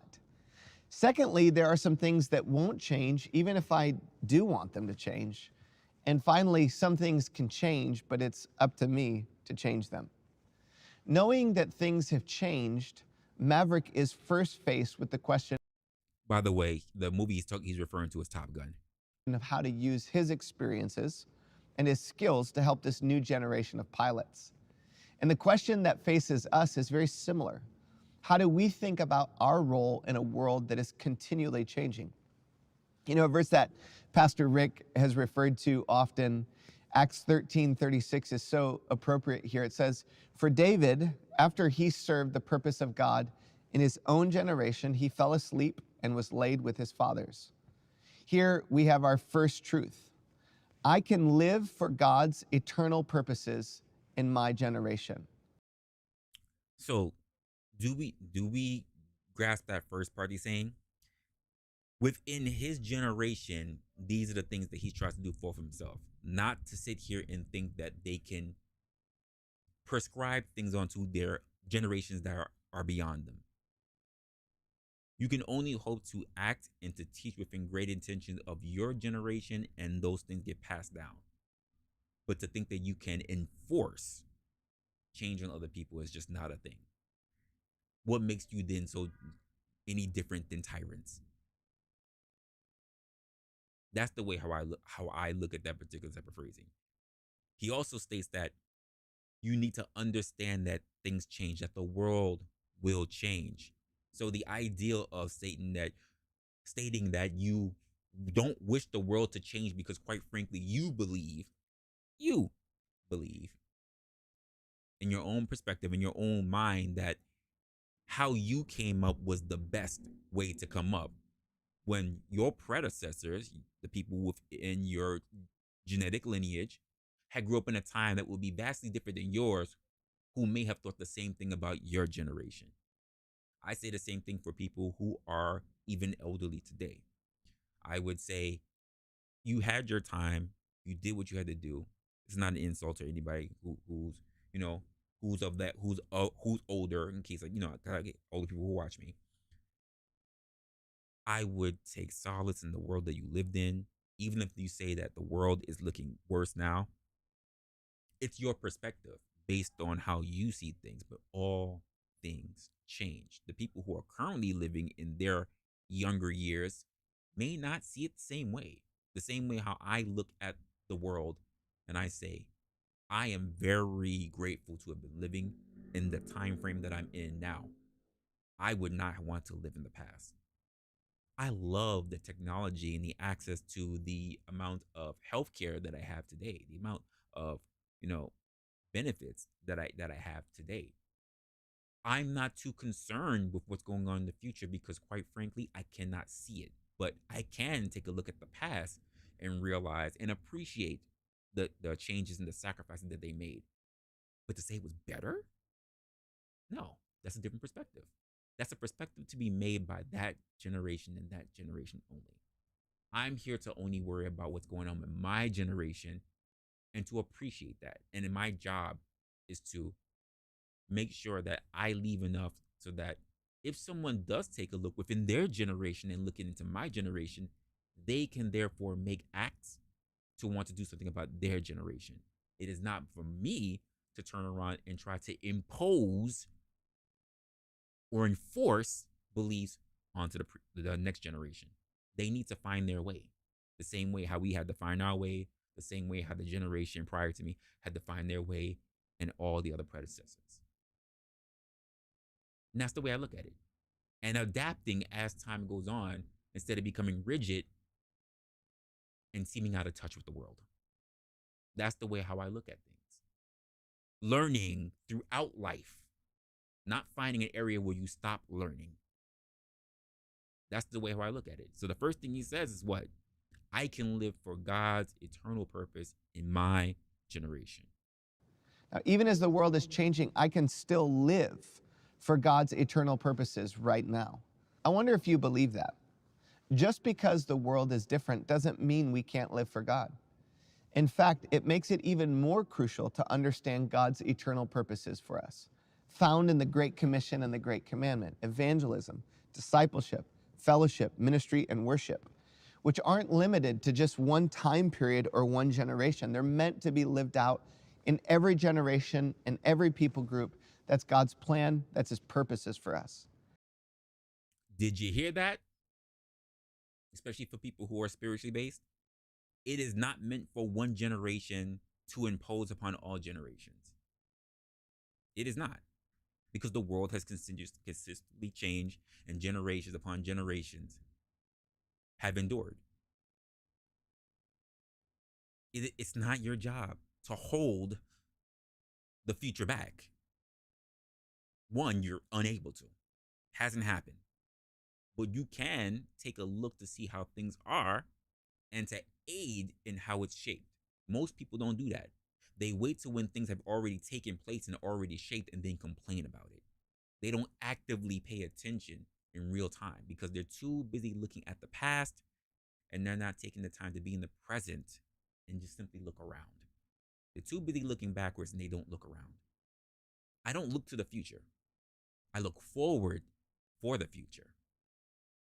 But I always take time to sit down and just simply look around. It's the people that get caught up in, like, say, worrying about the atrocities of the past, something they really won't even understand. It's all in books and it's all in theories.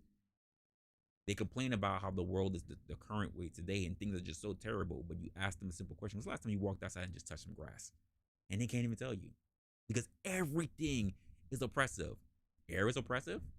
We just talked about the simple things that they should be looking at as virtuous, as in the time that you live in today, the fact that you're living and breathing, the fact that you can even be in a situation to have these arguments. You could have wound up, if you want to look at it as the cosmos, you could have wound up as someone fucking sneaker, but you were born as a human being. You could have wound up someone's cut up coffee table. Or as they say, the tree remembers, the axe forgets. The tree remembers, and the tree is very pissed off at the axe.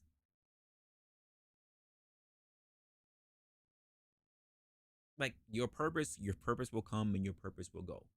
But the overall message, if it's a really strong message, will endure.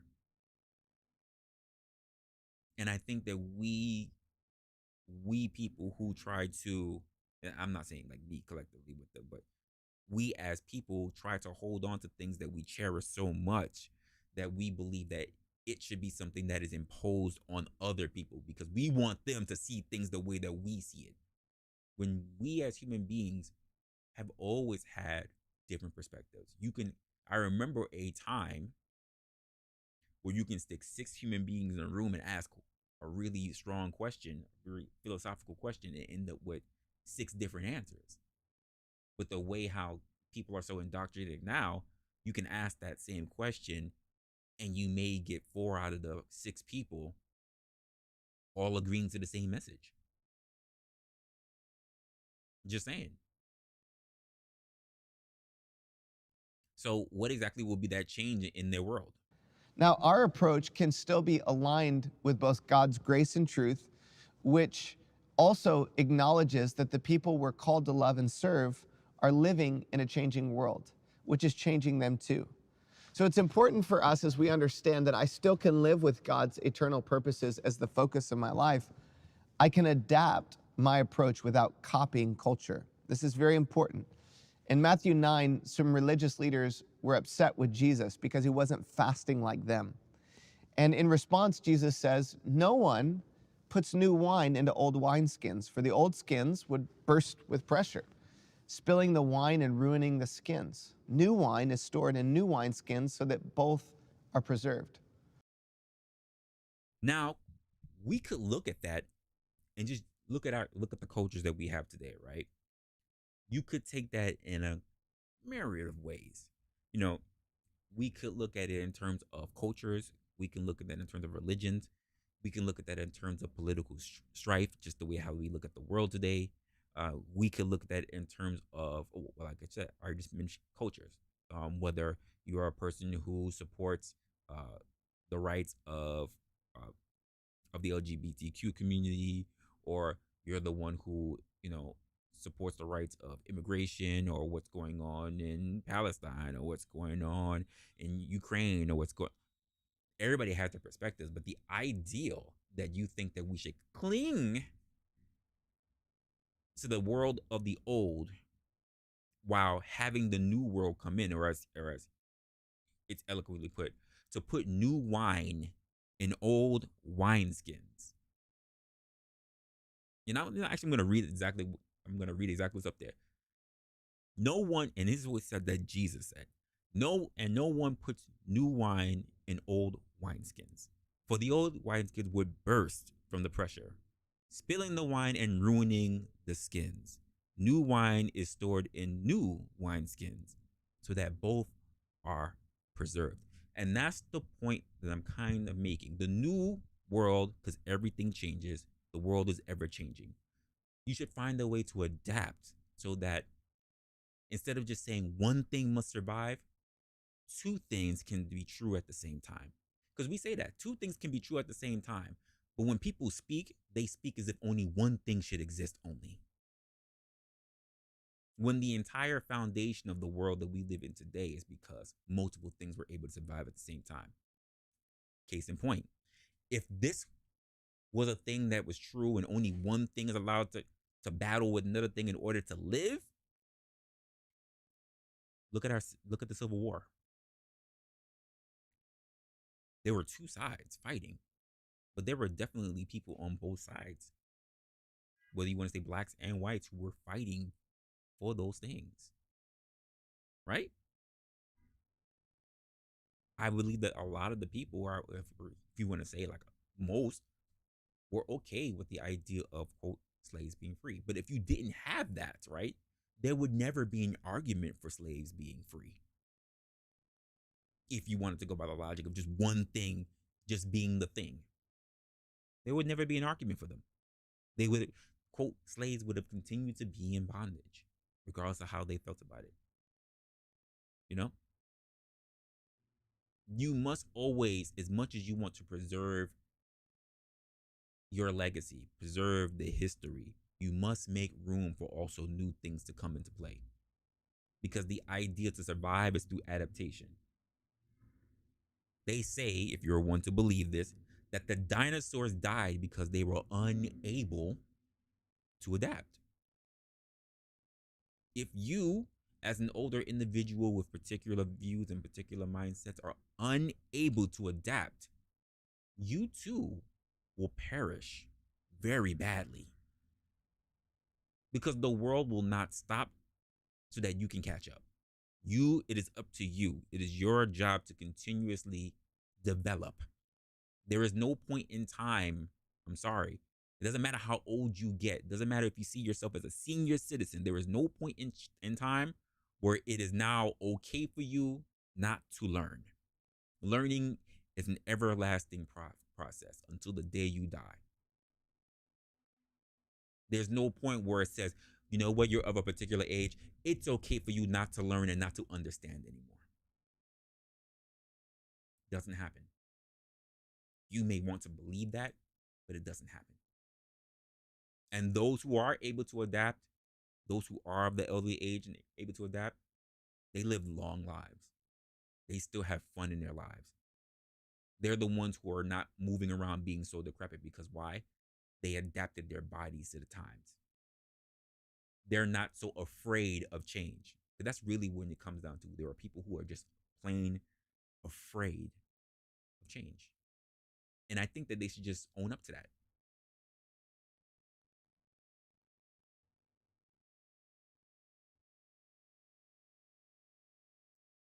That's crazy. Which is crazy.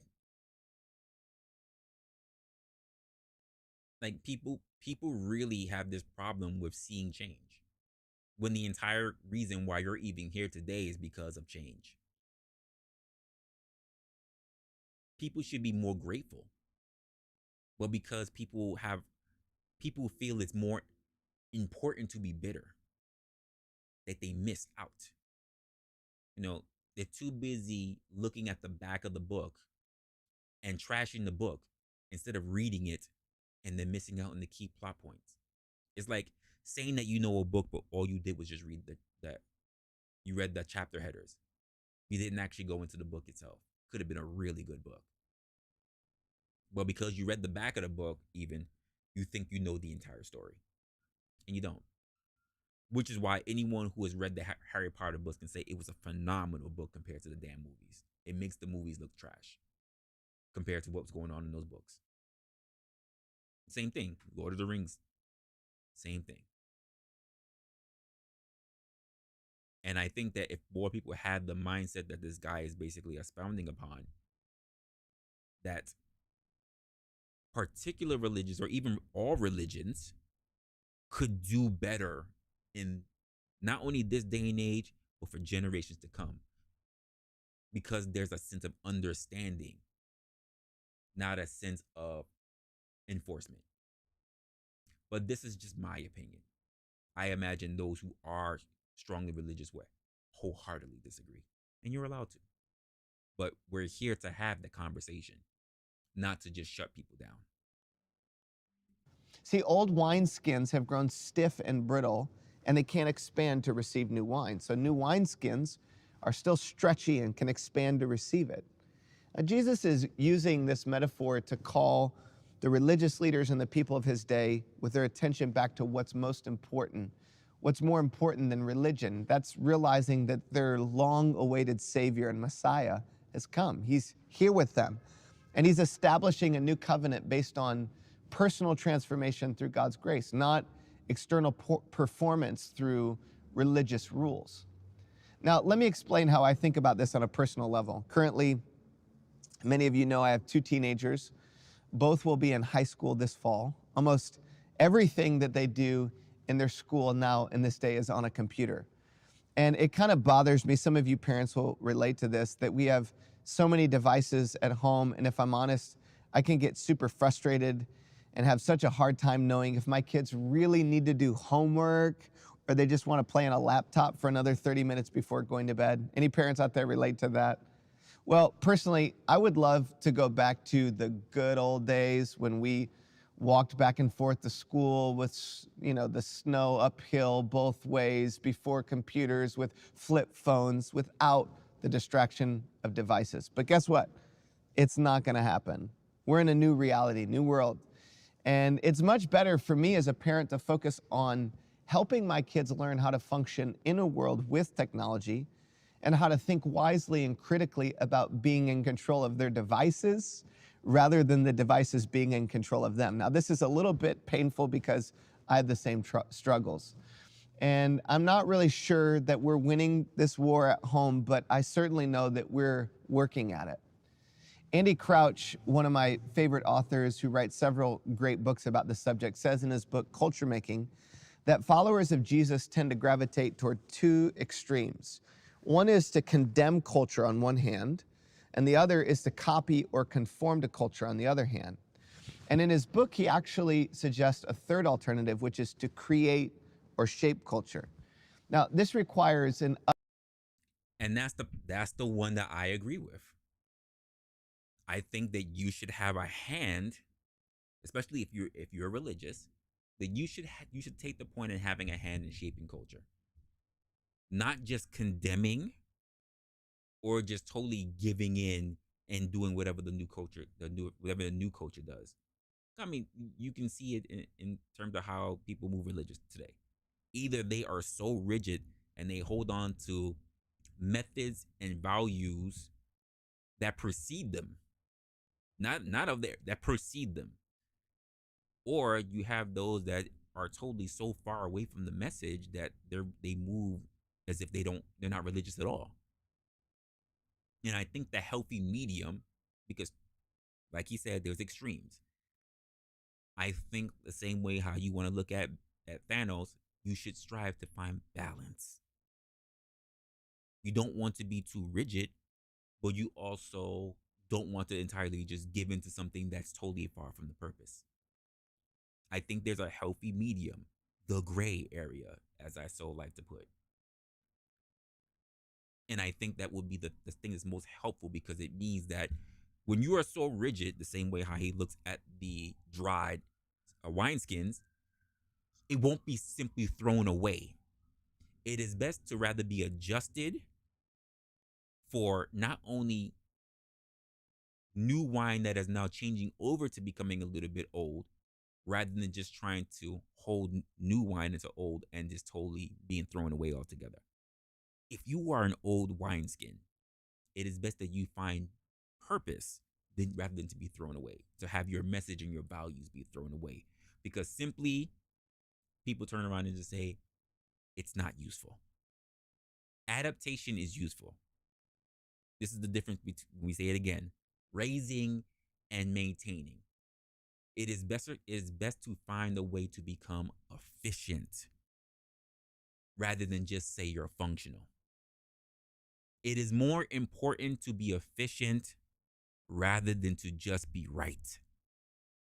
And we spend too much time as human beings just trying to be right, just trying to hold the moral argument rather than to find a way to be the most effective for change, most effective for understanding.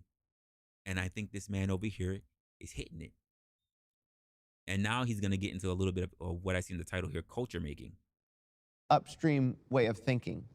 So a good question then becomes less about like, how do I not get swept into all the mess, but actually, how can I leverage the changes in our world to accomplish God's purposes? Like, how can I use the technology and the things that are around me to make a difference?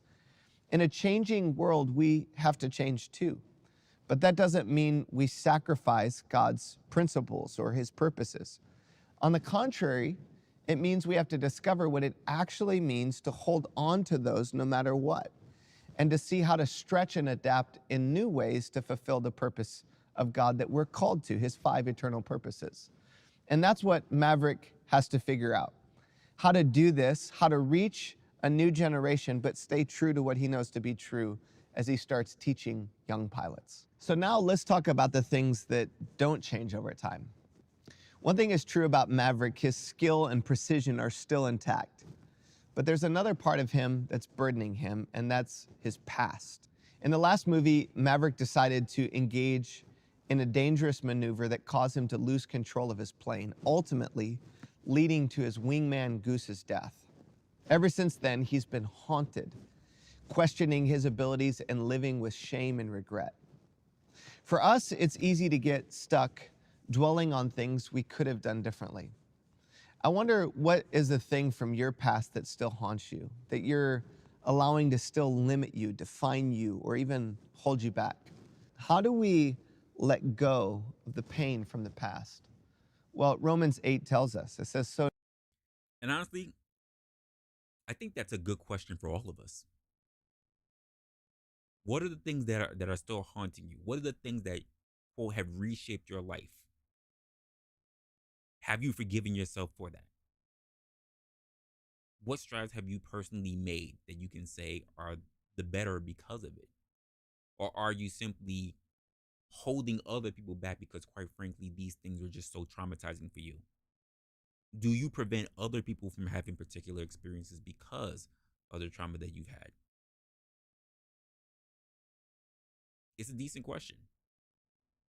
Because I think we all carry something that helps define us or helps shape us to get to the particular path that we've gotten to.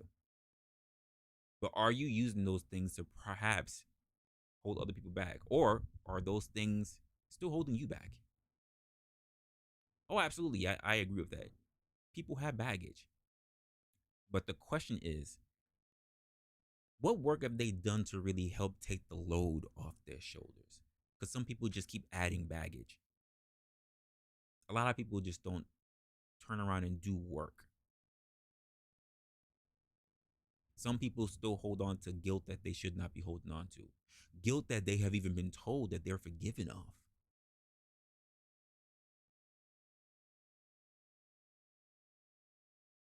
Some people can't accept the fact that other people won't accept their baggage.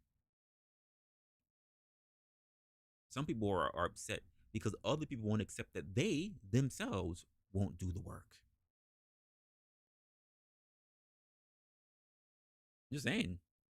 So now there is no condemnation for those who are in Christ Jesus, those who belong to him. Because you belong to him, the power of the life-giving Spirit has freed you from the power of sin that leads to death.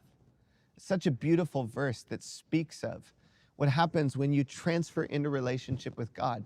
The sin, shame, your regret from the past, it doesn't define you. Now, there's value in learning from our past. Our past doesn't have to define our future. We can get lessons from it.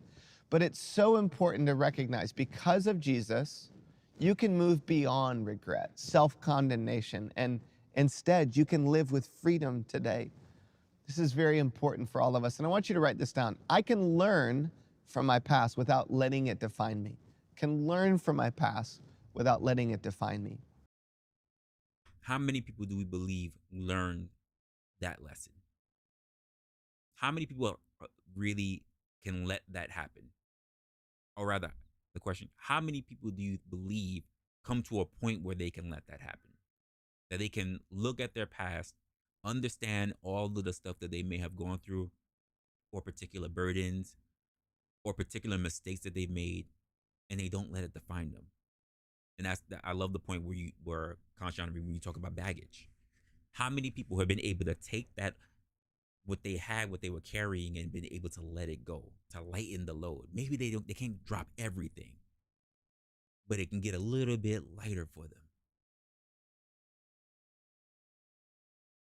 I think a lot of people should really take the time to really consider that. Myself in general, myself included. Like, I think it's a good time, and I think we should do this, several times a year, to really reflect, to make sure that who we are to be, we are now becoming. But in order to become that person, we can't be stuck on the things that are anchoring us. So what are we doing? What work are we performing to ensure that we are going to be the best candidate for the person that we're looking forward to being in the future?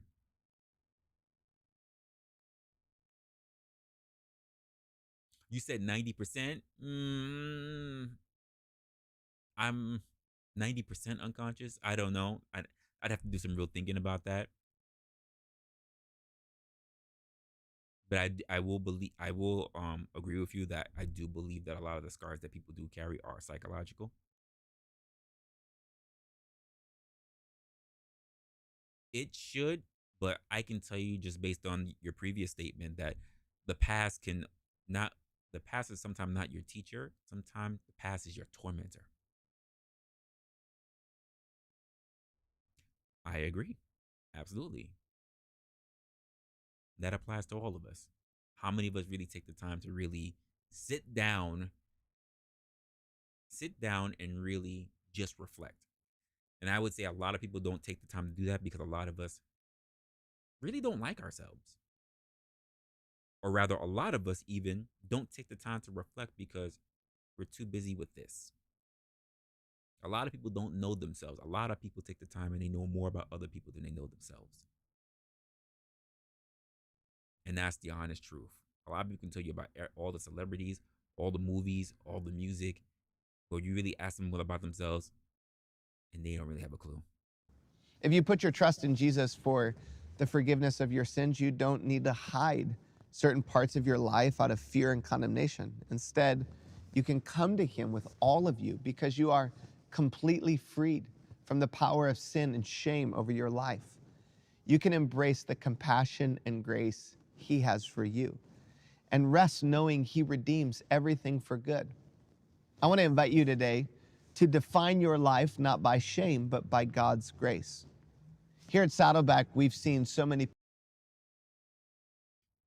I think he's really hitting something. I think he really is. And that's really a call I would say to a lot of people who are very judgmental. Whether you are religious or spiritual or agnostic or even an atheist. I think that's a calling to really think about a lot of the things that we do in life or how we see particular perspectives in life. Because we really should have the conversations and a lot of other deeper conversations about how exactly do we contribute to our own future. Not to other people's future. They're going to have it with or without us. But how do you make this life that you're currently in the best life that you're ever going to have? Because you may believe, say in the kingdom of heaven, or maybe you believe in reincarnation. But instead of worrying about all your time in this world, in this lifetime, prepping for that one, how about living a great one here? And if you live a really great and foundational one and with good spirits, now you're bound to still have a great one for the future. Why not have two phenomenal lives instead of worrying about just one phenomenal life and one where you suffered? But that's just my perspective. That's just my thought. And you guys tell me what are you thinking about that? How people should turn around and start looking at not only the behaviors of themselves, but those who they care about, And there are people out there that's gonna claim they care about everybody.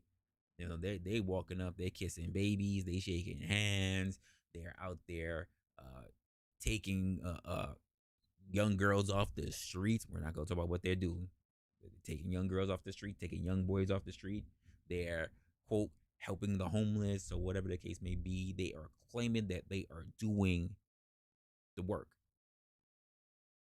But then they turn around and also complain that there is no appreciation. And then the question becomes, why were you ever looking to be appreciated?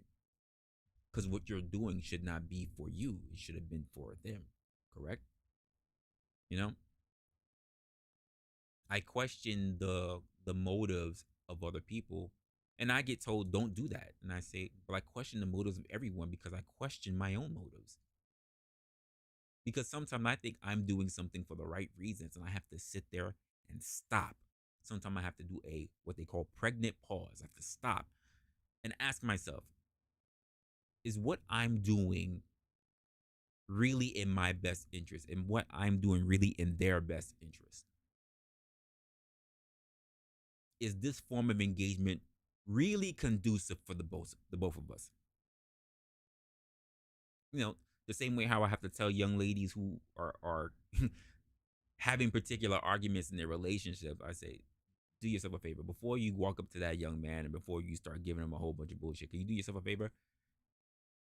Ask yourself, is the shit that you're about to do really justified? Ask yourself this as well. Is the shit that you're about to do really righteous? Do you really consider what his ultimate reaction might be? And if it's for the worst, is it worth it? Is it worth it? Typically, the young ladies, they sit there, you know, and they think about it. The real smart ones, that they sit there and they get quiet and they really contemplate. The ones that you already know, they just feel like they're in the right way. They immediately respond because the truth of the matter is that they didn't take the time to reflect. The same thing for the young guys. When they get in their feelings and they no talking to them. But these are people who are also not wise. They are foolish. When we move around in the world and we think about the actions that we've done just in the beginning half of this week, can we say that just from Sunday to now on Wednesday, have we been moving with an act of wisdom or have we been moving with an act of foolishness? So I have one more video for you guys. In this world, good people are suffering more or bad people are suffering more? Good people are always suffering more. Yes? People who think they are good, they are simply suffering. Isn't it so? Please look at this. Now, first of all, how did you become good? He's not okay, she's not okay, he's not okay, he's not okay, he's not okay, she's not okay. Compared to all these people, I am a good man. From where did you get the idea that you're good? Tell me. You have compared yourself with lots of people and you labeled everybody as bad. And now you feel good. Somebody who thinks he is very good, in his mind, nobody in the world is okay. The more good you think you are, nobody is okay for you. Is that so? Isn't it so? People who believe they are very good people, nobody wants to go anywhere near them because they're so good, no life can happen. Which is crazy, because you'll find people who, quite frankly, they believe that they are so good and so moralistic, right? And the truth of the matter is that there are some people that they spend a good amount of time alone. There are some people like that, that they are like basically the quote, some of the most intelligent people that we keep around. They are brilliant. They can have brilliant minds, and they can talk about basically things that are very important when it comes to the world. They can talk about philosophy. They can talk about tech. They can talk about politics. They can talk about a whole bunch of stuff. But mundane things, when they consider music, when they consider like things in the arts, when they consider other people, they really don't have anything to talk about. But these people are also socially awkward. I know, I've been them. I've been socially awkward. I've literally gone through efforts to even dumb myself down around people because I've been so socially awkward. But I've also literally put myself in a position to get trained to be more sociable. Now it's a lot easier for me. I am still very much an introvert, and I'm still very much a person who's socially awkward. Most people don't believe it now because I'm getting better at it. But it's the truth for a lot of people like that. Some people, when they get very engrossed in the conversation that they really feel is worthy, They can drum your ear off because they have so much detail, but also exclude the other person on the other side of that conversation. Your goodness is only in comparison with something else, isn't it? Yes? And you establishing yourself as good and making all these people are totally wretched people, then I am a really good man, isn't it? Isn't it so? Good people won't get anywhere, either in this world or in the other world. Can you take a joke? Do you have good digestion?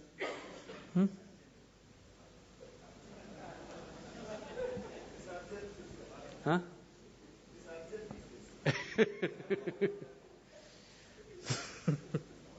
I'm not talking about that digestion.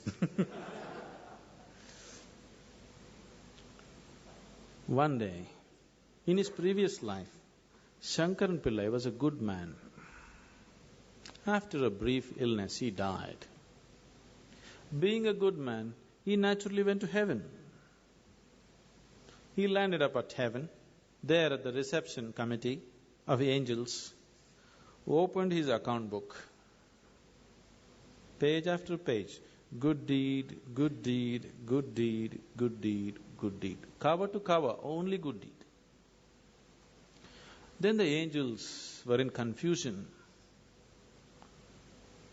Then they came to Shankaran Pillai and said, Mr. Pillai, there's a little problem here. He asked, what is the problem?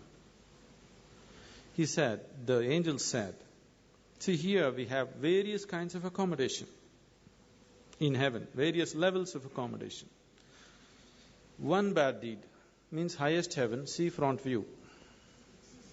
2 bad deeds, next level of accommodation. 3 bad deeds, next level of accommodation, like this. But no bad deed. We don't have such a place. He doesn't qualify. We really don't know what to do with you. You are the first man to come like this. Shankaran Pillai thought, what nonsense. In the world, nobody wanted to come near me because I was such a good man. I lived with the hope of getting to heaven, and even here problem. Then the angels had a discussion and they arrived at a conclusion. They said, don't you worry, Mr. Pillai, we have found a solution. Your body is still intact there. We'll give you 3 hours of life. Just commit 1 bad deed. We'll put you in the highest heaven. Nothing is lost. Lo, Shankaran Pillai became alive here. Then he sat there thinking how to commit a bad deed.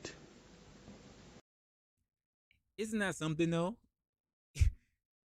In this story, the guy has to turn around and commit an act of sin just to be able to get to the top layer of heaven. Because if you really want to put it that way, there's no one without sin. But yet somehow this man has found a way to do so. And he still didn't qualify. He has to go back now down to the earth to commit a sin just to be able to be accepted. It's wild. An hour and a half passed away.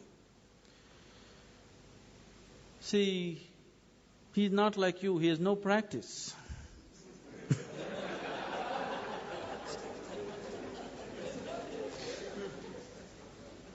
After an hour and a half, he remembered, in the neighborhood, there is a woman who is well beyond her prime, who's been casting inviting glances at him. He being a good man, he never looked that way. Now he thought, okay, adultery is a bad deed. Because after all, he's going to do whatever he is going to do just to go to heaven. So he went looking for the woman. He went and knocked on her door. She came and opened the door. When she opened the door, Shankaran Pillai said, I want you. Why, Mr. Pillai, just yesterday evening they told me you're on your deathbed. What is this? He said, it doesn't matter, I want you. He went in, nature took over, things happened between them. He doesn't want to die in her house. Time is running out. So he told her, I need to go. And he came to the door. The woman came to see him off. And she said, Mr. Pillai, do you know what a good deed you have done for me today? One more good deed. What to do? So good people will neither make it here nor there. It's not your goodness which liberates you. Your goodness is only in comparison with somebody else. Your goodness being in comparison with somebody else, it's not about goodness, it's a kind of sickness. It's just like right now, people are going about like this. They are happy. They don't know what joy is. Their happiness is just that they have things that other people don't have. Isn't it? Now let's say you are all very hungry. And I agree with that, because happiness is the things that come from being external, and joy comes from within. I 1000% agree with him on that. But my stomach is full, and I feel so happy that nobody has food, but at least I have something to eat. Is this happiness or sickness? Humanity is suffering from the sickness which is passing off as happiness for most people. Isn't it so? And not for nothing, like, a lot of people are like that to this very day. Even at the end there, he says, I ate, my belly is full, and I am happy because other people don't have food, but I have something to eat. There are lots of people who are like that. What do we say about those particular people? Because they walk among us every day. This episode was basically one that I really wanted to make sure that I got out with you guys, because I think it's very important when we're in these conversations, and there's just so many people that just have this notion of believing that they are doing the most good and the most intended things for people, for policy, for everyone, when really the matters can really come down to being some of the most selfish, even if they're already doing good. We've already stated it from earlier. Even the people who are doing the best are really foolish because they move without wisdom.